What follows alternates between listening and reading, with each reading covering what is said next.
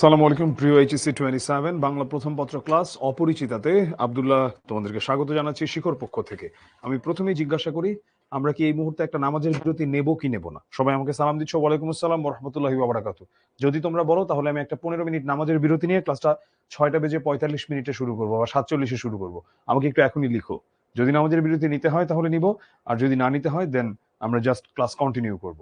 বেশিরভাগই উত্তর আসছে না। এখন দেখি, আমি সবার কাছে, সবাই সালাম দিচ্ছ, ইটস ফাইন। ওকে ওকে, নামাজ শেষ। ওকে ওকে, বিরতি নিতে হবে, নামাজ শেষ, নামাজ শেষ, নামাজ শেষ। Yes no, yes no, yes no. আচ্ছা, সো যারা নামাজ পড়ার তারা এতক্ষণ আসলে নামাজ পড়ে আসছে, সো এখন আর নামাজের বিরতির কোনো কিছু নাই। সো আমাদের বিরতি রিলেটেড আর কোনো কথাবার্তা আর যাচ্ছে না। চলো আমরা কথা না বাড়িয়ে সরাসরি ক্লাসে চলে যাই। আর ক্লাসে তোমরা দেখতে পাচ্ছ যে একদম শুরুতেই একটা ফর্ম রয়েছে, এই ফর্মটা তোমরা একটু কাইন্ডলি ফিল আপ করবা।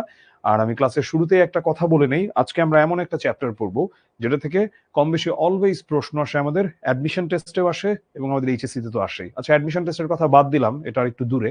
আমি যদি এইচএসসির কথাই বলে থাকি, যদি রবীন্দ্রনাথ, নজরুল এই দুইজনের সৃজনশীল আসবেই। সেটা যেহেতু তাদের একাধিক লেখা আছে আমাদের বইয়ে, সেটা গল্প হোক, কবিতা হোক, প্রবন্ধ হোক, যাই হোক না কেন, সৃজনশীল আসবেই।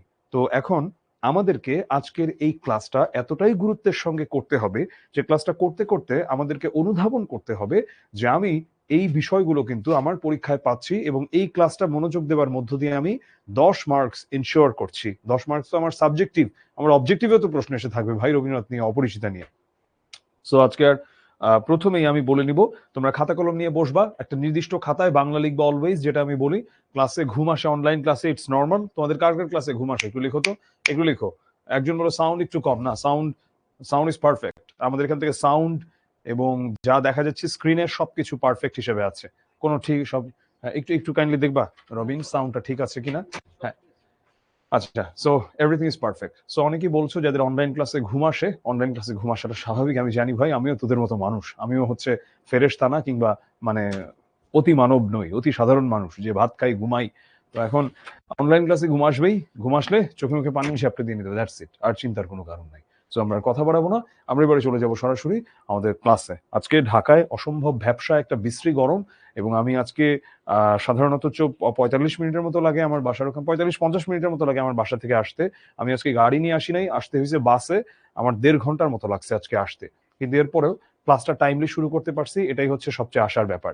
এবারে আমি চ্যাটটা পজ করে দিলাম। হ্যাঁ, চ্যাটটা পজ থাকবে। আমি যখন সুযোগ দিব প্রশ্নোত্তরের, তখন আমি প্রশ্ন নেব সবার কাছ থেকে। এখন যদি মনে কোনো প্রশ্ন জাগে তাহলে সেটা একটু টুকে রাখবা। আমার এত বছরের পড়ানোর অভিজ্ঞতায় সাধারণত আমি বুঝে যাই একটা শিক্ষার্থীর পেইন পয়েন্টটা কোথায়, মানে সে কোন বিষয়টা নিয়ে অনেক বেশি চিন্তিত বা কোনটা বুঝতে সমস্যা হয়। সো চিন্তার কারণ নাই।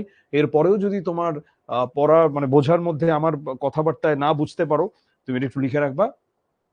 দেন তুমি পরে হচ্ছে ওটা সলভ, মানে আমাকে জিজ্ঞেস করবা যখন আমি প্রশ্নোত্তরের সুযোগ দিব। চলো আর কথা না বাড়াই চলে যায় আমাদের আজকের ক্লাস অপরিচিতায়। আমরা দেখতে পাচ্ছি এখানে একটা ট্রেনের ছবি। সো এই ট্রেনটার মধ্য দিয়ে কিছু একটা মনে হয় প্রকাশ পাচ্ছে পাচ্ছে এরকম বোঝাচ্ছে, কিন্তু এতটুকু দিয়ে আসলে অপরিচিতার খুব ছোট্ট একটা পার্ট বোঝা যায়। আমরা প্রথমে রবীন্দ্রনাথকে নিয়ে একটু কথা বলি। রবীন্দ্রনাথ জন্মেছিলেন 1861 সালের জোড়াসাঁকোর, কলকাতাতে ঠাকুর পরিবারে। রবীন্দ্রনাথ ছিলেন বাবা মায়ের 14তম সন্তান, যেটাকে বলা হয় চতুর্দশতম সন্তান। রবীন্দ্রনাথের দাদা প্রিন্স দ্বারকানাথ ঠাকুর, উনি ছিলেন ইউনিয়ন ব্যাংকের মালিক। তো রবীন্দ্রনাথের বাবা মানে মহর্ষি দেবেন্দ্রনাথ ঠাকুর দেখছিলেন যে, ধরো হয় না বড় লোকের পোলাপান একদম মানে যৌবন কালে একটু বকে যাচ্ছে, সো তিনি দেখছিলেন যে তার ছেলেটা একটু বেলাইনে চলে যাচ্ছে এমন অবস্থা। তো তিনি তখন ইউনিয়ন ব্যাংকেই মানে নিজের কোম্পানিতে একটা বড় পদে মহর্ষি দেবেন্দ্রনাথ ঠাকুরকে বসান। কিন্তু দেবেন্দ্রনাথ ঠাকুর আসলে বাবার মতো অতটা চৌকস কিংবা বিজনেস মাইন্ডেড ছিল না। তো সেই ঠাকুর বাড়ি যেটাতে রবীন্দ্রনাথ জন্মেছে, ঠাকুর বাড়িতে আমার যাবার সৌভাগ্য হয়েছে। মোটামুটি আমি আমি কয়েকদিন আগে শিলাইদহ কুঠি বাড়িতে গিয়েছিলাম, এই 2 সপ্তাহ আগে।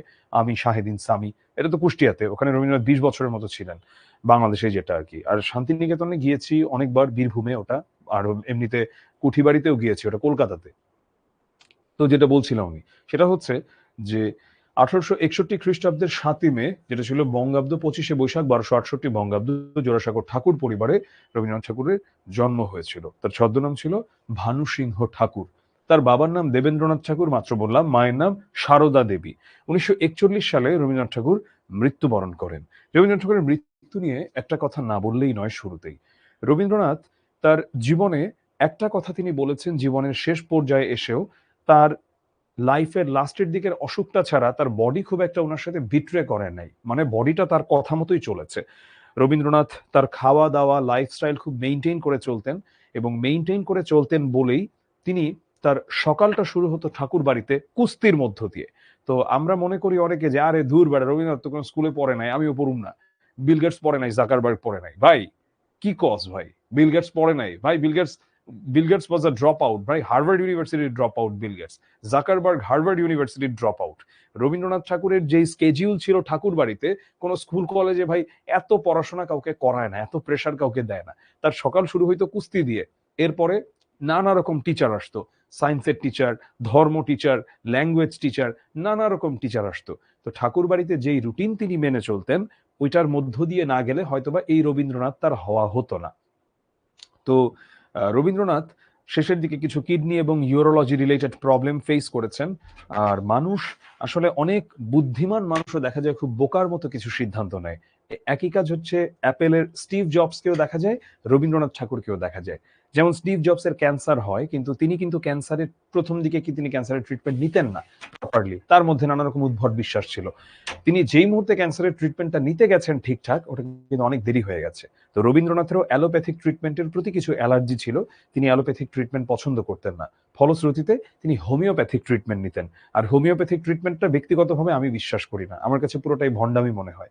সো হোমিওপ্যাথিক ট্রিটমেন্টটা তিনি নিতেন, এবং হোমিওপ্যাথিক ট্রিটমেন্টটা নিয়ে দিন শেষে ওটাতে তো তার কোনো লাভ হয়ই নাই, উল্টো তার অবস্থা আরো খারাপ হয়ে গেছে। তো ঠাকুর বাড়িতেই একটা আর্টিফিশিয়াল অপারেশন থিয়েটারের মতো বানানো হয়, যেখানে ভারতবর্ষের সব বড় বড় ডাক্তারদের আগমন ঘটে রবি ঠাকুরের অপারেশন করবে বলে। অপারেশন করা হয়, দুর্ভাগ্যজনকভাবে অপারেশনটা আনসাকসেসফুল হয়।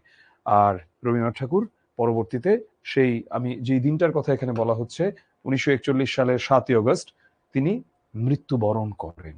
এবং যখন আকাশবাণীতে প্রচারিত হলো যে রবি ঠাকুর আর নেই, রবি ঠাকুর মারা গেছেন, কলকাতা শহরে এতটা ভিড় কখনো বোধহয় হয় নাই।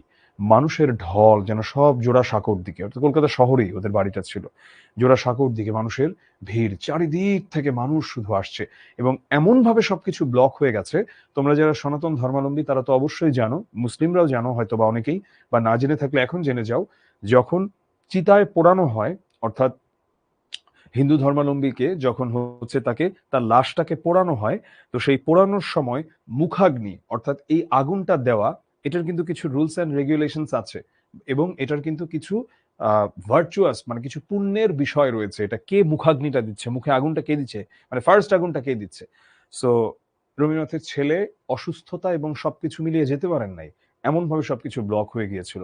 পরবর্তীতে রবীন্দ্রনাথের ভাইয়ের ছেলে গিয়েছিলেন, তা হচ্ছে সেটা জল যোগে, মানে পানি দিয়ে আর কি। ওটা আসলে ওখানে হাওড়া ব্রিজ, যদি কেউ কলকাতা যেয়ে থাকো, সো রবীন্দ্রনাথের শ্মশানটা যেখানে আর কি, তো ওই দিকটাতে সে গিয়েছিল, নট হাওড়া ব্রিজে ওটা না, বাট আমি বলছি আর কি যে হুগলি নদীর ওই দিক থেকে পানিপথে গিয়ে পরবর্তীতে তিনি মুখাগ্নি করেছিলেন। রবীন্দ্রনাথ ঠাকুর, আমি গত কয়েকদিন আগে যখন বলছিলাম 2 সপ্তাহ আগে আমি কুষ্টিয়াতে গেলাম, সো কুষ্টিয়াতে যাবার পরে সেখানটাতে আমি একটা বর্ণনা পড়ে যেন মুগ্ধ হয়ে গেলাম। বর্ণনাটা ছিল, তোমরা সবাই কম বেশি সোনার তরী পড়েছো, গগনে গরজে মেঘ ঘন বরষা, কুলে একা বসে আছি নাহি ভরসা, রাশি রাশি ভাড়া ভাড়া ধান কাটা হলো সারা, ভরা নদী খুঁড়ো ধারা খর পরশা, কাটিতে কাটিতে ধান এলো বরষা। তো সেই পদ্মার পারে, পদ্মা ছিল তার বাড়ির একদম সংলগ্ন। এখন পদ্মাটা একটু দূরে চলে গেছে যদিও, রবীন্দ্রনাথের বাড়িটা যেখানটাতে রয়েছে, তখন একদম সাথে ছিল। তেমন একদিন সকালে তিনি ঘুম থেকে উঠে সকালবেলা তিনি বসেছেন, তখন তুমুল বৃষ্টি পড়ছে, অঝোর বৃষ্টি। দূরের যে পদ্মা পাড়ের গ্রামগুলো, সে অন্ধকার মনে হচ্ছে দূর থেকে দেখে, এবং উথাল পাথাল Padma. Just at the time ওই ম্যাজিক্যাল লাইনটা চলে আসলো, গগনে গরজে মেঘ ঘন বরষা, কুলে একা বসে আছি নাহি ভরসা। চলে আসলো ওনার মাথায় সেই লাইন, রাশি রাশি ভাড়া ভাড়া ধান কাটা হলো সারা, ভরা নদী খুঁড়ো ধারা খর পরশা, কাটিতে কাটিতে ধান এলো বরষা। এটা তো কুষ্টিয়ায় বসেই লেখা। এটা রবীন্দ্রনাথের, আমার মতে রবীন্দ্রনাথের শ্রেষ্ঠ সৃষ্টিগুলোর একটা, এটাকে বলা যেতে পারে সোনার তরী। যে মানুষের জীবন নিয়ে যে এভাবে চিন্তা করা যেতে পারে, যে জীবন, তুমি কি আচার আচরণ করছো ভাই, তুমি কেমন ধরনের মানুষ, কি কি অর্জন করলা বা এটা সেটা, এগুলাই থেকে যায়, কিন্তু তুমি হারিয়ে যাবা। মৃত্যু হবে, তুমি হারিয়ে যাবে। তোমার দেহকে মহাকাল নিবে না, মহাকাল নিবে তোমার সৃষ্টিকে, তোমার চরিত্রকে, তোমার করা কাজগুলোকে। তো 17 বছর বয়সে ব্যারিস্টারি পড়তে গেলেও সেটা শেষ করা সম্ভব হয়নি। তবে গৃহশিক্ষকদের কাছ থেকে জ্ঞান অর্জনের কোনো ত্রুটি হয়নি।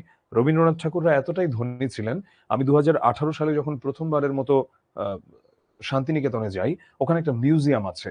তো ওই মিউজিয়ামে একটা চিঠি ছিল যেটা রবীন্দ্রনাথের মেয়ের জামাইকে লিখেছে। তো সেই চিঠিটার মাঝে, মানে চিঠিটার মর্মার্থ হচ্ছে এটা, তাদের ছেলে মানে রবীন্দ্রনাথের নাতি বেশ মানে বড় হয়েছে, এখন তার উচ্চ শিক্ষার জন্য তাকে ইংল্যান্ডে পাঠানো দরকার। সো ভাই, ওটা যে আমলে, ওই আমলে মানুষ তো পড়াশোনাই করতো না। তো সেখানে ওরা হায়ার স্টাডিজ এর জন্য ওই সময় ইংল্যান্ডে পাঠাইতো, মানুষ এখনো সবাই যাইতে পারে না হায়ার স্টাডিজে। তো তা বুঝতেই পারছো, অফকোর্স নট উইথ ফান্ডিং বা কিছু, ওরা যেহেতু ব্যারিস্টারি পড়তে, ব্যারিস্টারি পড়ায় কোনো ফান্ডিং নাই, ওরা পকেটের পয়সা দিয়েই যাইতো। তাহলে বুঝতেই পারছো তারা কতটা ধনী ছিলেন। 1884 সালে রবীন্দ্রনাথ তাদের যে জমিদারি ছিল এখানে নিযুক্ত হন এটা দেখতে।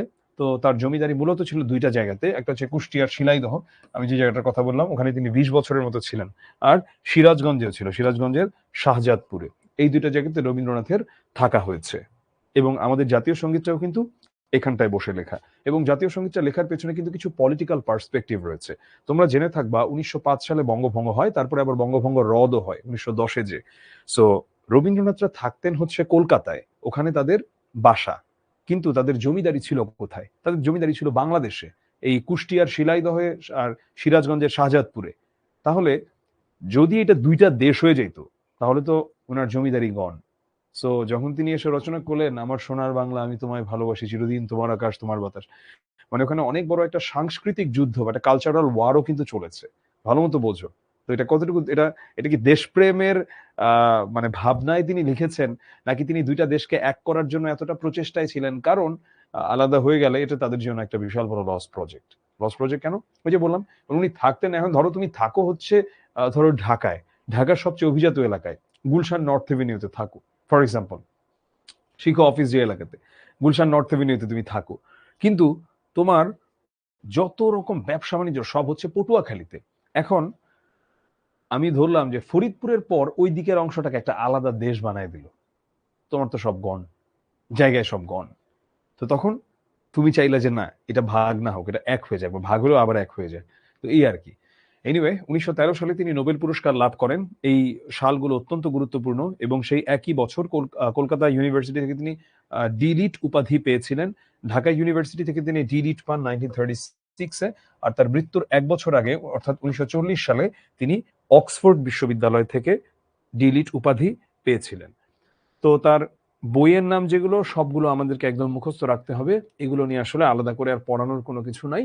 আর তার গুরুত্বপূর্ণ তথ্য যদি বলি, রবীন্দ্রনাথ ঠাকুর যে প্রকাশিত প্রথম উপন্যাসের নাম হচ্ছে বউ ঠাকুরানীর হাট, যেটা 1883 সালে প্রকাশিত হয়েছিল। গীতাঞ্জলির অনুবাদটা সং অফারিংস, যেটা 1912 সালে প্রকাশিত হয়। আর সং অফারিংস এর ভূমিকা অংশটা লেখেন ইংরেজ কবি উইলিয়াম বাটলার ইয়েটস, এটা নিজেই অনুবাদ করেছেন রবীন্দ্রনাথ ঠাকুর। আর তার রচিত সর্বশেষ গল্পটির নাম মুসলমানির গল্প। আর প্রথম প্রকাশিত গীতিনাট্যের নাম বাল্মীকি প্রতিভা। গীতাঞ্জলি কাব্যের জন্য তিনি নোবেল পেয়েছেন কত সালে? 1913-তে। আর গীতাঞ্জলি কাব্যটা প্রকাশিত হয় কততে? 1910-এ। তার মৃত্যুর পর প্রকাশিত শেষ কাব্যগ্রন্থ কোনটা, শেষ লেখা, এটা 1941-এ। আর তার সাহিত্য সাধনার সময়কালটা রবীন্দ্র যুগ নামে পরিচিত। বিশ্বভারতী বিশ্ববিদ্যালয়ের প্রতিষ্ঠাতাও তিনি। চলো আমরা এবার গল্পে চলে যাই। আজ আমার বয়স 27 মাত্র। এ জীবনটা না দৈর্ঘ্যের হিসাবে বড়, না গুণের হিসাবে। আজ আমার বয়স 27 মাত্র। এই গল্পটা আমরা দেখব প্রথম পুরুষ বা উত্তম পুরুষের জবানিতে বর্ণিত হচ্ছে। অর্থাৎ যিনি এই গল্পের মূল চরিত্র, সেই হচ্ছে পুরো গল্পটাকে বর্ণনা করছে নিজের ভাষায়। সেই চরিত্রের নাম হচ্ছে গিয়ে অনুপম, একটা মেরুদণ্ডহীন ছোকরা, যেই ছেলে নিজের মায়ের কাছে এবং মামার কাছে এতটাই বাধা, আমরা একটু পরেই দেখি, আগে আমি স্পয়লার না দিই।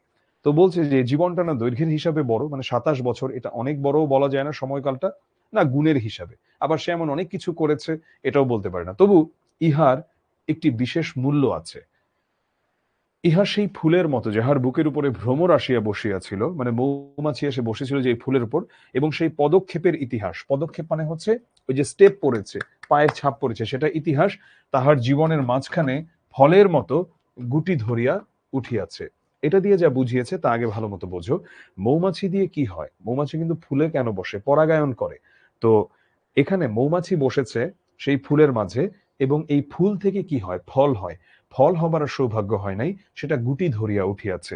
মানে তার জীবনে একটা অধ্যায় এসেছিল, এবং সেই অধ্যায়টার ছাপটা যায় নাই তার জীবন থেকে। সেই অধ্যায়টা তার জীবনটাকে একটা পরিপূর্ণতার দিকে নিতে গিয়েছিল, কিন্তু নিতে গিয়েও যেন সেটা পরিপূর্ণ হতে পারেনি। আমরা দেখবো, এবং আমরা আজকে এই গল্পটা আমি বলবো আজকের ক্লাসে সবাইকে থাকতে আমি কিছু বাস্তব সত্য কথা বলে আমরা ক্লাসটা রিলেট করতে পারবো। তোমাদের যেই বয়সে মানুষ কি করে, প্রেম মানে প্রেমে পড়া মানুষ স্টার্ট করে, ঠিক আছে, হয়তো আর একটু আগে থেকেই করে, কিন্তু মানুষের এই বয়সটাতে এই অপোজিট জেন্ডারকে ভালো লাগার বিষয়টা, এটা তার মধ্যে খুব ভালো মতো গভীরভাবে সৃষ্টি হতে থাকে। অনেকের পড়াশোনার 12টা বেজে যায়, এমন পোলাপানও দেখেছি। আবার অনেকে দেখেছি যে মানে নানাভাবে, আমি দুঃখজনকভাবে বেশিরভাগ মানুষকে আমি নেগেটিভলি ইম্প্যাক্টেড হতে দেখেছি।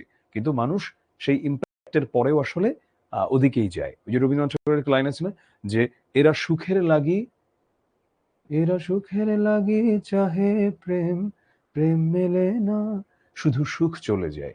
এরা সুখের লাগি চাহে প্রেম, প্রেম মেলে না, শুধু সুখ চলে যায়। এমনই মায়ার ছলনা। আর ওই যে বলছিলাম এই বয়স তেমন, যে মন কি যে যায় বলো, যারে দেখি লাগে ভালো, এ মন কেন বাধা পড়ে না, কি যেন কেন জানি না। ওই যে মনে হয় কোনো ওই মেয়ে যদি এসে ফেসবুকের পোস্টে আমার লাভ রিয়াক্ট দিয়েছে তোমাকে, বা একটা লাইক দিয়েছে, তুমি কল্পনায় যে কোথায় চলে যাও, তুমি কল্পনায় তো যে হিন্দি সিনেমার গানে চলে যাও রীতিমতো। বা কোনো মানে কেউ হয়তো বা তোমাকে জাস্ট মানে কি বলবো, যে তোমার কাছে ক্লাসে একটা কলম চেয়েছে।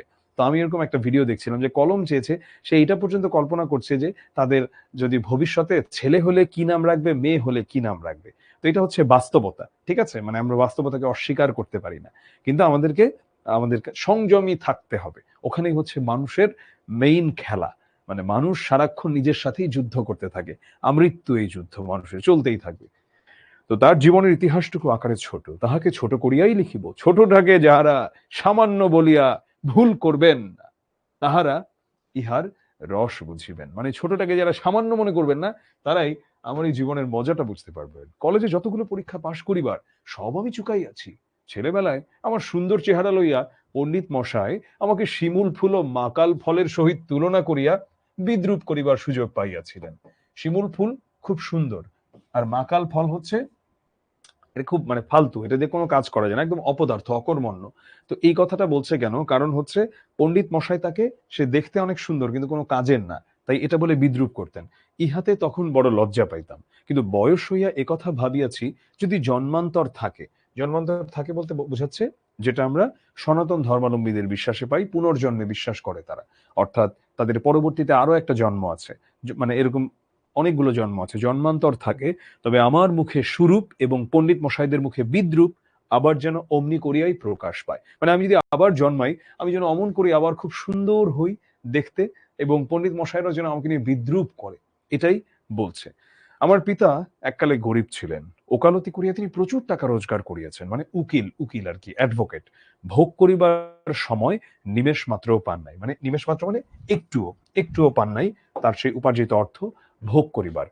মৃত্যুতে তিনি যেন হাঁপ ছাড়িলেন, সেই তার প্রথম অবকাশ। অবকাশ শব্দের অর্থ হচ্ছে ছুটি। মানে এতই ব্যস্ত ছিল ওর বাবা যে মৃত্যুর মধ্য দিয়েই তার প্রথম ছুটি মেলে। আমার তখন বয়স অল্প, মার হাতে আমি মানুষ, মা গরিবের ঘরের মেয়ে, তাই আমরা যে ধনী এ কথা তিনিও ভোলেন না, আমাকে ভুলিতে দেন না। আচ্ছা, আমি একটু চ্যাটটা ওপেন করছি, তোমাদের মধ্যে কে কে আছো যে এইরকম মানুষজন দেখেছো যে তিনি কথায় কথায় চলনে বলনে বারবার বুঝিয়ে দেবার চেষ্টা করেন যে তিনি তার কাছে টাকা পয়সা আছে, হয়তো আইফোনটা একটু একটু দেখায় বা ফেসবুকে নানা রকম পোস্ট করে সে বোঝানোর চেষ্টা করে যে সে যে ধনী। তোমরা এরকম কে কে এইরকম কোনো মানুষ দেখেছো? আমি একটু চ্যাটটা ওপেন করেছি, একটু বলো তো কে কে দেখেছো এরকম মানুষ। আচ্ছা, ও মা প্রায় সবাই দেখছে। আজকাল ফেসবুক ইনস্টাগ্রাম খুললে অবশ্য এই ধরনের মানুষ অনেক বেশি দেখা যায়, এ ধরনের মানুষের দেখা মেলে, অনেক বেশি দেখা মেলে। হুম, হ্যাঁ, ঠিক আছে, হ্যাঁ, ওকে, ঠিক আছে। আমার কাছে তোমাদের ক্লাস নিচ্ছি আর কেন যেন মনে হচ্ছে আজকে আমি আমার সেই রেডিওর দিনগুলোতে ফিরে গিয়েছি। মনে হচ্ছে আমি আমার সেই হট সিটে বসে আছি, বাইরে খুব সুন্দর বৃষ্টি পড়ছে, 17 তলায় ছিল রেডিও স্টেশনটা, এবং কথা বলছি, আমাকে এসএমএস করছে সারা বাংলাদেশ থেকে অনেক মানুষ, এবং তাদেরকে আমি তাদের পছন্দের গান প্লে করছি, তাদের সাথে নানা বিষয়াদি নিয়ে কথা বলছি। এনিওয়ে, হ্যাঁ, আমি এখন আবার চ্যাটটা পজ করে দিলাম। ঠিক আছে, চ্যাটটা পজ করে দিলাম। আমি আবার এখন চলে চলে যাচ্ছি। আমার তখন বয়স অল্প, মার হাতে আমি মানুষ, মা গরিবের ঘরের মেয়ে, তাই আমরা যে ধনী একথা তিনিও ভোলেন না, আমাকে ভুলিতে দেন না। শিশুকালে আমি কোলে কোলেই মানুষ বোধ করি, সেই জন্য শেষ পর্যন্ত আমার পুরাপুরি বয়সই হইল না। এটা হলো গিয়ে আমাদের এই অংশে, মানে পৃথিবীর এই অংশে, অর্থাৎ আমি বলছি এই ভারতীয় এই অংশটাতে আমরা যেটা করি, আমাদের বাবা মারা আমাদেরকে এতটাই ছোট ভাবেন যে পুরো জীবনটাই ছোট ছোট করে বড় করে দেন বলে আমরা অনেকাংশেই আসলে স্বনির্ভর হতে পারি না। কিন্তু ওয়েস্টের দিকে তাকাও, ওয়েস্ট থেকে আমাদের অনেক কিছুই নেওয়ার আছে, আবার ওয়েস্টে ফালতু জিনিসেরও কমতি নাই। মানে ওয়েস্ট বলতে বোঝাচ্ছি ইউরোপ আমেরিকার কথা। ওখানে কিন্তু ঠিকই তোমার 18 বছরের পরে তোমার টাকা তুমি বাবা কোথা থেকে জোটাবা, কোথা থেকে তুমি খাবার পড়াশোনা করবা, এটা বাবা তুমি দেখবা, আমি জানি না। আজও আমাকে দেখিলে মনে হইবে আমি অন্নপূর্ণার কোলে গজাননের ছোট ভাইটি। এটা কেন বলছে অন্নপূর্ণার কোলে গজাননের ছোট ভাইটি? মূলত এটা আসলে আমরা মানে পুরাণ থেকে, রামায়ণ থেকে হচ্ছে একটা ব্যাখ্যায় গেল, একটা একটা উপমাতে বা একটা তুলনাতে গেল। মূলত এখানে বুঝিয়েছে কেন গণেশের ছোট ভাই বলতে, এখানে যেটা বুঝিয়েছে যে অনেক মানে মায়ের আঁচল ধরে রাখা, এমনটা আর কি বোঝাচ্ছে। আমার বয়স হলো, আমার আসল অভিভাবক আমার মামা। তিনি আমার চেয়ে বড় জোর বছর ছয়েক বড়, কিন্তু ফল্গুর বালির মতো তিনি আমাদের সমস্ত সংসারটাকে নিজের অন্তরের মধ্যে শুষিয়া লইয়াছেন। ফল্গুর বালি কি? ফল্গু হচ্ছে একটা নদী যেটা ভারতের গয়াতে। এই নদীটা আবার এমন যেটা হচ্ছে বালু উপরে, নিচে হচ্ছে নদীটা। সো সেই বালুটাকে যেমন দেখলে মনে হয় যে সেই নদীর সমস্ত জলকে সে শুষে নিয়েছে নিজের বুকের মাঝে, তেমনি মামাও যেন এই পরিবারে একই ভূমিকা পালন করছে। তাহাকে না খুঁড়িয়া এখানকার এক গন্ডুস এরকম রস পাইবার জো নাই। এই কারণে কোনো কিছুর জন্যই আমাকে কোনো ভাবনা ভাবিতেই হয় না। কন্যার পিতা মাত্রেই স্বীকার করিবেন আমি সৎপাত্র। তামাকটুকু পর্যন্ত খাই না। ভালো মানুষ হওয়ার কোনো ঝঞ্ঝাট নাই, তাই আমি নিতান্ত ভালো মানুষ। মাতার আদেশ মানিয়া চলিবার ক্ষমতা আমার আছে। আচ্ছা, বস্তুত না মানিবার ক্ষমতা আমার নাই। মানে আমরা প্রতিনিয়ত দেখব ও হচ্ছে এত বড় মেরুদণ্ডহীন একটা ছেলে, ও আসলে ওর মায়ের আদেশ মানে শুধু এমন না, মায়ের আদেশ না মানার মতো কোনো ক্ষমতা ওর আসলে নাই। মায়ের আদেশ মানে না মানার মতো কম ক্ষমতাও নাই। অন্তঃপুরের শাসনে, অন্তঃপুর মানে ঘরে, অন্তঃপুরের শাসনে চলিবার মতো করিয়াই আমি প্রস্তুত হইয়াছি। যদি কোনো কন্যা স্বয়ংবরা হন, তবে এই সুলক্ষণটি স্মরণ রাখিবেন। কি বলল? অন্তঃপুরের শাসনে চলিবার মতো করিয়াই আমি প্রস্তুত হইয়াছি, মানে ঘরের শাসনে নিজেকে ভালো মতো চালিয়ে নেবার জন্যই আমি প্রস্তুত আছি। তো যদি কোনো কন্যা স্বয়ংবরা হন, স্বয়ংবরা শব্দের অর্থ হচ্ছে যেই নারী নিজের স্বামী নিজেই ঠিক করে। তো যদি কোনো এমন মেয়ে থাকে, তাহলে এই সুলক্ষণটা মনে রাখবেন, আমার এই সুলক্ষণটা আছে। অনেক বড় ঘর হইতে আমার সম্বন্ধ আসিয়াছিল, মানে অনেক ভালো ভালো ফ্যামিলি থেকে, কিন্তু মামা, যিনি পৃথিবীতে আমার ভাগ্য দেবতার প্রধান এজেন্ট, ভাগ্য দেবতার প্রধান এজেন্ট। আচ্ছা, আমাদের কার কার বিকাশ অ্যাকাউন্ট আছে? আমি একটু একটা ওপেন করি, তোমরা একটু লিখো তো আমাকে, কার কার বিকাশ অ্যাকাউন্ট আছে, যে বিকাশে কখনো মানে টাকা ঢুকেছো? রিফা, চুকাইয়াছি মানে শেষ করেছি। হ্যাঁ, বিকাশ অ্যাকাউন্ট আছে কার কার বলো তো? বিকাশ অ্যাকাউন্ট, যে বিকাশে টাকা তুলেছো। হ্যাঁ, আচ্ছা আচ্ছা, অনেকের বিকাশ অ্যাকাউন্ট আছে। তো নগদ অ্যাকাউন্টও আছে। আচ্ছা, উপায় অ্যাকাউন্টও আছে। প্রধান এজেন্ট, তো বিকাশের যেমন এজেন্ট থাকে না, এজেন্টের কাজ কি? সে হচ্ছে বিকাশের পক্ষ থেকে আমাদের সাথে যোগাযোগ করে। বিকাশ কোম্পানিটা, বিকাশ কোম্পানির অফিস হচ্ছে মহাখালীতে, ঢাকার। এখন আমি তো আর বিকাশের অফিসে গিয়ে গিয়ে কাজ করবো না। ওই এজেন্ট আমার হয়ে সে আমাকে টাকা তুলে দিতে পারে, টাকা পাঠাইতে পারে, খরচ সহ দেন, হ্যান সহ দেন, ত্যান সহ দেন, অনেক কিছু সে বলতে পারে। তো তেমনি ভাগ্য দেবতার প্রধান এজেন্ট হচ্ছে মামা। কারণ ভাগ্য দেবতা যেগুলো নির্ধারণ করে ওর ভাগ্যের জন্য, মামা হচ্ছে ওগুলো ভাগ্য দেবতার হয়ে সেগুলোকে যেন মানে ওর হয়ে সেগুলোকে এক্সিকিউট করেন বা সেগুলোকে ওর জীবনে প্রয়োগ করে। তো বিবাহ সম্বন্ধে মামার একটা বিশেষ মত ছিল। ধনীর কন্যা তার পছন্দ নয়। আমাদের ঘরে যে মেয়ে আসিবে সে মাথা হেঁট করিয়া আসিবে, হেঁট মানে মাথা নিচু, এই তিনি চান। অথচ টাকার প্রতি আসক্তি তার অস্থিমজ্জায় জড়িত। অনেক লোভী মামাটা। তিনি এমন বেহাই চান যাহার টাকা নাই, অথচ যে টাকা দিতে কসুর করিবে না। কসুর শব্দের অর্থ হচ্ছে কার্পণ্য। যাহাকে যা হোক শোষণ করা চলিবে, অথচ বাড়িতে আসিলে গুড়গুড়ির পরিবর্তে বাধা হুকায় তামাক দিলে যাহার নালিশ খাটবে না। মানে হচ্ছে যে হ্যাঁ তুমি তাকে ইচ্ছা মতো শোষণ করতে পারবা, কিন্তু যখন তোমার বাড়িতে সে আসবে গুড়গুড়ির পরিবর্তে বাধা হুকায় তামাক। এটার মানে হচ্ছে গুড়গুড়ি হচ্ছে ধরো একটু ভালো ক্যাটাগরির হুক্কা, আর যদি বাধা হুকা হচ্ছে ধরো একটু লোয়ার কোয়ালিটির। ধরো এইভাবে বুঝো যে যদি সে স্মোকার হয়, যদি তাকে, যদিও সিগারেট একটা জঘন্য জিনিস, তারপরেও এক্সাম্পল দিচ্ছি, যে যদি তুমি বেনসন না দিয়ে তাকে যদি আকিস বিড়ি দেওয়া হয় তাহলেও সে মাইন্ড করবে না, বা পাঞ্জাবিরি দেওয়া হয় বা আবুল বিড়ি দেওয়া হয়, তাকে যদি বেনসন না দিয়ে সে হচ্ছে মাইন্ড করবে না। আমার বন্ধু হরিশ কানপুরে কাজ করে, কানপুর ভারতের একটা জায়গার নাম। সে ছুটিতে কলিকাতায় আসে আমার মন উতলা করিয়া দিল। সে বলিল, ওহে মেয়ে যদি বলো একটি খাসা মেয়ে আছে, মেয়ে যদি বলো একটি খাসা মেয়ে আছে। কিছুদিন পূর্বেই এমএ পাশ করিয়াছি, সামনে যতদূর পর্যন্ত দৃষ্টি চলে ছুটি ধু ধু করিতেছে, মানে কোনো কাজ নাই, পরীক্ষা নাই, উমেদরি নাই। উমেদরি মানে হচ্ছে চাকরি খোঁজাখুঁজি করা, চাকরি নাই, নিজের বিষয় দেখিবার চিন্তাও নাই, কারণ ওর বিষয়ে দেখবে কেন, ওর বিষয়ে দেখার জন্য মা আর মামা আছে। শিক্ষাও নাই, ইচ্ছাও নাই, থাকিবার মধ্যেও ভিতরে আছেন মা এবং বাহিরে আছেন মামা। এই অবকাশের মরুভূমির মধ্যে আমার হৃদয় তখন বিশ্বব্যাপী নারীরূপের মরীচিকা দেখিতেছিল। আকাশে তাহার দৃষ্টি, বাতাসে তাহার নিঃশ্বাস, তরু মর্মরে তাহার গোপন কথা। মানুষের প্রেমে পড়লে যেটা হয়, প্রেমে পড়লে মানুষ খুব অদ্ভুত আচার আচরণ করে, তখন তার মধ্যে কোনো যুক্তি আর কাজ করে না।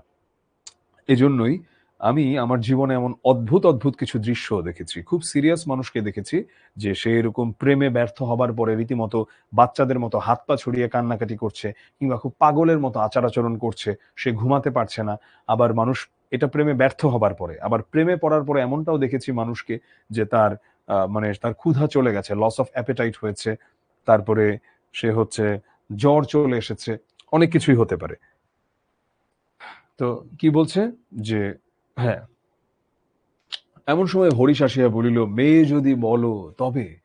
আমার শরীর মন বসন্ত বাতাসে বকুল বনের নবপল্লব রাশির মতো কাঁপিতে কাঁপিতে।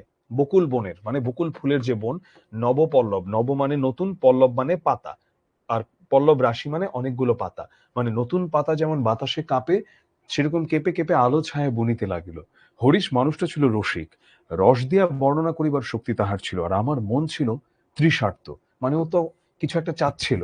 আমি হরিশকে বলিলাম, একবার মামার কাছে কথাটা পাড়িয়া দেখো। পাড়িয়া দেখো মানে কথাটা বলে দেখো। হরিশ আসর জমাইতে অদ্বিতীয়, তাই সর্বত্রই তাহার খাতির। মামাও তাহাকে পাইলে ছাড়িতে চান না। কথাটা তার বৈঠকে উঠিল। মেয়ের চেয়ে মেয়ের বাপের খবরটাই তাহার কাছে গুরুতর। বাপের অবস্থা তিনি যেমনটি চান তেমনই। এককালে ইহাদের বংশে লক্ষ্মীর মঙ্গল ঘট ভরা ছিল। লক্ষ্মীর মঙ্গল ঘট ভরা ছিল বলতে কি বোঝায়? এটা বোঝাচ্ছে যে একসময় তারা আসলে অনেক অবস্থা সম্পন্ন ছিল, মানে তাদের অনেক সম্পত্তি ছিল, এখন তাহার শূন্য বলিলেই হয়, অথচ তলায় সামান্য কিছু বাকি আছে। দেশে বংশ মর্যাদা রাখিয়া চলা সহজ নয় বলিয়া ইনি পশ্চিমে গিয়া বাস করিতেছেন। আচ্ছা, এটা একটু বুঝতে হয় যে এটা কি বোঝাচ্ছে। দেশে বংশ মর্যাদা রাখা যাচ্ছে না বলে পশ্চিমে গিয়ে বাস করছে, এমন না যে তিনি ভারত থেকে অন্য দেশে চলে গেছেন। তখন আসলে ধরো কলকাতাটাকেই একটা দেশ ভাবছে, মানে দেশ বোঝাচ্ছে এমন, যে পশ্চিমে গিয়ে ধরো, যেহেতু সে এখন ঢাকায় থেকে ধরো তুমি লাইফস্টাইল মেনটেন করতে পারছো না, তুমি নারায়ণগঞ্জ চলে গেলা, বা ধরলাম তুমি চাঁদপুর চলে গেলা এরকম, বা তুমি রংপুর চলে গেলা এমন, সেখানে গরিব গৃহস্থের মতোই থাকেন, একটি মেয়ে ছাড়া তার আর নাই। সুতরাং তাহারই পশ্চাতে মানে তাহারই পেছনে লক্ষ্মীর ঘরটি, লক্ষ্মীর ঘট বলতে একদম মানে মা লক্ষ্মী যত কিছু আশীর্বাদ করে তাদেরকে দিয়েছে ঘটে, মানে যত ধন সম্পত্তি দিয়েছে সেগুলো একেবারে উপুর করিয়া দিতে দ্বিধা হইবে না। এসব ভালো কথা, কিন্তু মেয়ের বয়স যে 15, তাই শুনিয়া মামার মন ভার হইল। বংশে তো কোনো দোষ নাই, মানে কোনো খারাপ কিছু না, দোষ নাই, বাপ কোথাও তার মেয়ের যোগ্য বর খুঁজিয়া পান না। এখন তোমাদের মনে প্রশ্ন জাগতে পারে, 15 বছর বয়সে একটা মেয়ের বিয়ে হয় নাই, এতে আবার এত মানে ইয়ের কি আছে, তো বিয়ে না এই তো হইতে পারে, 15 বছর তো অনেক অল্প বয়স, অনেক অল্প বয়স 15 বছর। একে তো বরের হাট মহার্ঘ, তাহার পরে ধনুক ভাঙা পণ, কাজেই বাপ কেবলই সবুর করিতেছেন, কিন্তু মেয়ের বয়স সবুর করিতেছে না। যাই হোক, হরিশের সরস রসনার গুণ আছে। আচ্ছা, একে তো বরের হাট মহার্ঘ, যদিও মহার্ঘ অর্ঘ শব্দের অর্থ হচ্ছে পূজার উপকরণ, আর এখানে মহার্ঘ বলতে বোঝাচ্ছে যে বরের হাটটা আসলে খুবই মূল্যবান। মানে তাহার পরে ধনুক ভাঙা পণ, ধনুক ভাঙা পণ বলতে বোঝাচ্ছে যে পণ মানে হচ্ছে যৌতুক, অনেক অনেক টাকা যৌতুক দিতে হয়। কাজেই বাপ কেবলই সবুর করিতেছেন, কিন্তু মেয়ের বয়স সবুর করিতেছে না। যাই হোক, হরিশের সরস রসনার গুণ আছে, মানে হরিশ খুব সুন্দর করে কথা বলতে পারে। মামার মন নরম হইল, বিবাহের ভূমিকা অংশটা নির্বিঘ্নে সমাধা হইয়া গেল, মানে শেষ হয়ে গেল। কলিকাতার বাহিরে বাকি যে পৃথিবীটা আছে সমস্তটাকেই মামা আন্দামান দ্বীপের অন্তর্গত বলিয়া জানেন। আন্দামান দ্বীপ কি? আন্দামান দ্বীপপুঞ্জ, এটা আসলে দি অ্যান্দামানস, ঠিক আছে? আন্দামান দ্বীপপুঞ্জ, এটা নিয়ে কে কে জানো? আমি একটু চ্যাটটা ওপেন করি, তোমরা একটু বলো তো আন্দামান নিকোবর দ্বীপপুঞ্জ নিয়ে কে কে জানো, আমাকে একটু বলো তো। হ্যাঁ, আন্দামান নিকোবর দ্বীপপুঞ্জ নিয়ে কে কে জানো, আমাকে বলো প্লিজ, প্লিজ বলো, প্লিজ বলো। আন্দামান নিকোবর দ্বীপ, আমি চ্যাটটা ওপেন করে দিয়েছি, লিখো।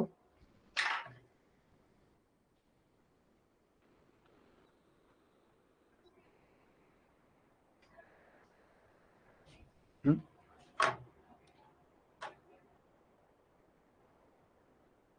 আচ্ছা, জানো, ঠিক আছে, আমি চ্যাটটা আবার অফ করে দিয়ে আমি নিজে এখন বলছি। আন্দামান নিকোবর দ্বীপপুঞ্জ মূলত মূল ভারতবর্ষ থেকে বেশ দূরের একটা জায়গা, যেটা যদি তুমি চেন্নাই থেকে যেতে চাও তাহলে তুমি যদি ওখানে সমুদ্র পথে যাও তোমার প্রায় 3 দিনের মতো লাগবে, 2.5 থেকে 3 দিনের মতো জাস্ট পাড়ি দিতে হবে সমুদ্রে জাহাজ দিয়ে। আর ওখানে ফ্লাইট যায় অনলি অল্প কয়েকটা এয়ারপোর্ট থেকে, যেমন কলকাতার নেতাজি সুভাষচন্দ্র থেকে যায়, দিল্লির ইন্দিরা গান্ধী এয়ারপোর্ট থেকে যায়, চেন্নাইয়ের আন্না ইন্টারন্যাশনাল এয়ারপোর্ট থেকে যায়। সো ওই জায়গাগুলো থেকে ওই একটা এয়ারপোর্ট আছে আন্দামান দ্বীপপুঞ্জে, তোমার হচ্ছে পোর্ট ব্লেয়ার এয়ারপোর্ট, ওখানে একটা জেল আছে। ওই জেলটা সেলুলার জেল বলে, ওটা হচ্ছে খুবই বিখ্যাত একটা জেল, কারণ ব্রিটিশরা যেই আসামিগুলোকে, ধরো তুমি ফাঁসি দিলেও তোমাকে কম হবে দেওয়া, তো তোমাকে তখন আন্দামান দ্বীপপুঞ্জে নির্বাসনে পাঠাইতো, মানে ওখানে তুমি কি করবা এরকম অবস্থা। তো সেইখানে কিন্তু প্রথম স্বাধীন ভারতের পতাকা উত্তোলন করেন নেতাজি সুভাষচন্দ্র। তখন যেহেতু আমরা বৃহত্তর ভারতের অংশই ছিলাম, তো সেই হিসাবে বলছি যে, মানে আমি এগুলো বলছি 47 আগের কথা, মানে ব্রিটিশদের আমলের কথা। তো প্রথম ওখানে উত্তোলন করা হয়, সে আন্দামান দ্বীপের কথা বলা হচ্ছে। আন্দামান দ্বীপের অন্তর্গত বলিয়া জানেন, মানে কলকাতার বাইরে যে আছে সবকিছুকে। জীবনে একবার বিশেষ কাজে তিনি কোন্নগর পর্যন্ত গিয়েছিলেন। এই কোন্নগর যেটা জায়গা না, মামা যদি মনু হইতেন, মনু হচ্ছে পৃথিবীর প্রথম মানুষ সনাতন ধর্মাবলম্বীদের মতে, তবে তিনি হাবড়ার পুল মানে হচ্ছে হাওড়া ব্রিজ, সেটা পার হওয়াটাকে তাহার সংহিতায়, সংহিতা মানে হচ্ছে মনুর যেই নিয়ম কানুন, মনু যেগুলো বলেছে একেবারে নিষেধ করিয়া দিতেন। অর্থাৎ তিনি বোধহয় তাহলে হাওড়া ব্রিজটা পার হওয়াই নিষেধ করে দিতেন, কারণ তার কাছে দুনিয়া মানেই হচ্ছে কলকাতা। মনের মধ্যে ইচ্ছা ছিল নিজের চোখে মেয়ে দেখিয়া আসিব, সাহস করিয়া প্রস্তাব করিতে পারিলাম না। কন্যাকে আশীর্বাদ করিবার জন্য যাহাকে পাঠানো হইল সে আমাদের বিনু দাদা, আমার পিস্তুত ভাই। তাহার মতো রুচি এবং দক্ষতার পরে, মানে দক্ষতার উপরে আমি 16 আনা নির্ভর করিতে পারি। বিনুদা ফিরিয়া আসিয়া বলিলেন, মন্দ নয় হে, খাঁটি সোনা বটে। মন্দ নয় হে, খাঁটি সোনা বটে। এখন দেখো, বিনুদা আবার একটা ভিন্ন ক্যারেক্টার। বিনুদাদার ভাষাটা অত্যন্ত আট, মানে অত্যন্ত আট বলতে তিনি যেখানে যেই কথাটাকে বলেন অন্যদের মতো করে না। ধরো তুমি যদি অনেক ভালো হয়েছে, তখন সে বলবে হ্যাঁ ভালোই, ধরো হ্যাঁ মোটামুটি চলে, উনি বলবে "হ্যাট, জঘন্য"। অর্থাৎ তার কাছে ভালোর স্ট্যান্ডার্ডটা অনেক উপরে, মানে অনেক ভালো হইলে তখন হয়তো তিনি বলেন যে অনেক ভালো হয়েছে, এমন। যেখানে আমরা বলি চমৎকার, সেখানে তিনি বলেন চলনসই চলে। অতএব বুঝিলাম আমার ভাগ্যে প্রজাপতির সঙ্গে পঞ্চস্বরের কোনো বিরোধ নাই। প্রজাপতির সঙ্গে পঞ্চস্বরের কোনো বিরোধ নাই বলতে কি বোঝানো হচ্ছে? এখানে মূলত আসলে বোঝানো হচ্ছে যিনি প্রেমের দেবতা, সরি, এখানে যিনি বিয়ের দেবতা তার কথাই বলা হচ্ছে, যে বিবাহের দেবতা তার সঙ্গে যিনি হচ্ছেন ভগবান, তার কোনো বিরোধ নাই, এমনটাই এখানে বোঝানো হচ্ছে। বলা বাহুল্য, বিবাহ উপলক্ষে কন্যাপক্ষকেই কলিকাতায় আসিতে হইল। হ্যাঁ, কন্যাপক্ষই তো কলকাতায় আসবে, কারণ ওর মামার যে অহংকার, ওর মামা তো নিজে কখনোই বিসর্জন দিয়ে যাবে না। এবং আমি নিজেও বাস্তবে এমন আমার দূর সম্পর্কের আত্মীয়দেরও দেখেছি, যে ধরো মেয়েকে বিয়ে দিবে, সে এমন একটা ছেলে খুঁজে, যেই ছেলেটা আহ ভালো ফ্যামিলির, শিক্ষিত বা বিসিএস ক্যাডার যেটাই হোক, কিন্তু তাদের চেয়ে অনেক গরিব বা বেশ খানিকটা গরিব। তার কারণে কি হবে, তার উপরে খুব ভালো করে মাথায় কাঁঠাল ভাঙা যাবে এবং সে কিছু বলতেও পারবে না। আমাদের দেশে এগুলো হয়, অহরহ হয়। এটা মেয়ের ক্ষেত্রেও হয়, ছেলের ক্ষেত্রেও হয়। তো আমাদের দেশে হয় কি, বাঙালির কালচার তো একই রকম। এই বাংলাদেশী বাঙালি হোক, ও কলকাতার বাঙালি হোক, ত্রিপুরার বাঙালি হোক, আর আসামের বাঙালি হোক, কাছাকাছি আচার আচরণগুলো। কন্যার পিতা শম্ভুনাথ বাবু হরিশকে কত বিশ্বাস করেন তাহার প্রমাণ এই যে, বিবাহের 3 দিন পূর্বে তিনি আমাকে প্রথম চক্ষে দেখেন এবং আশীর্বাদ করিয়া যান।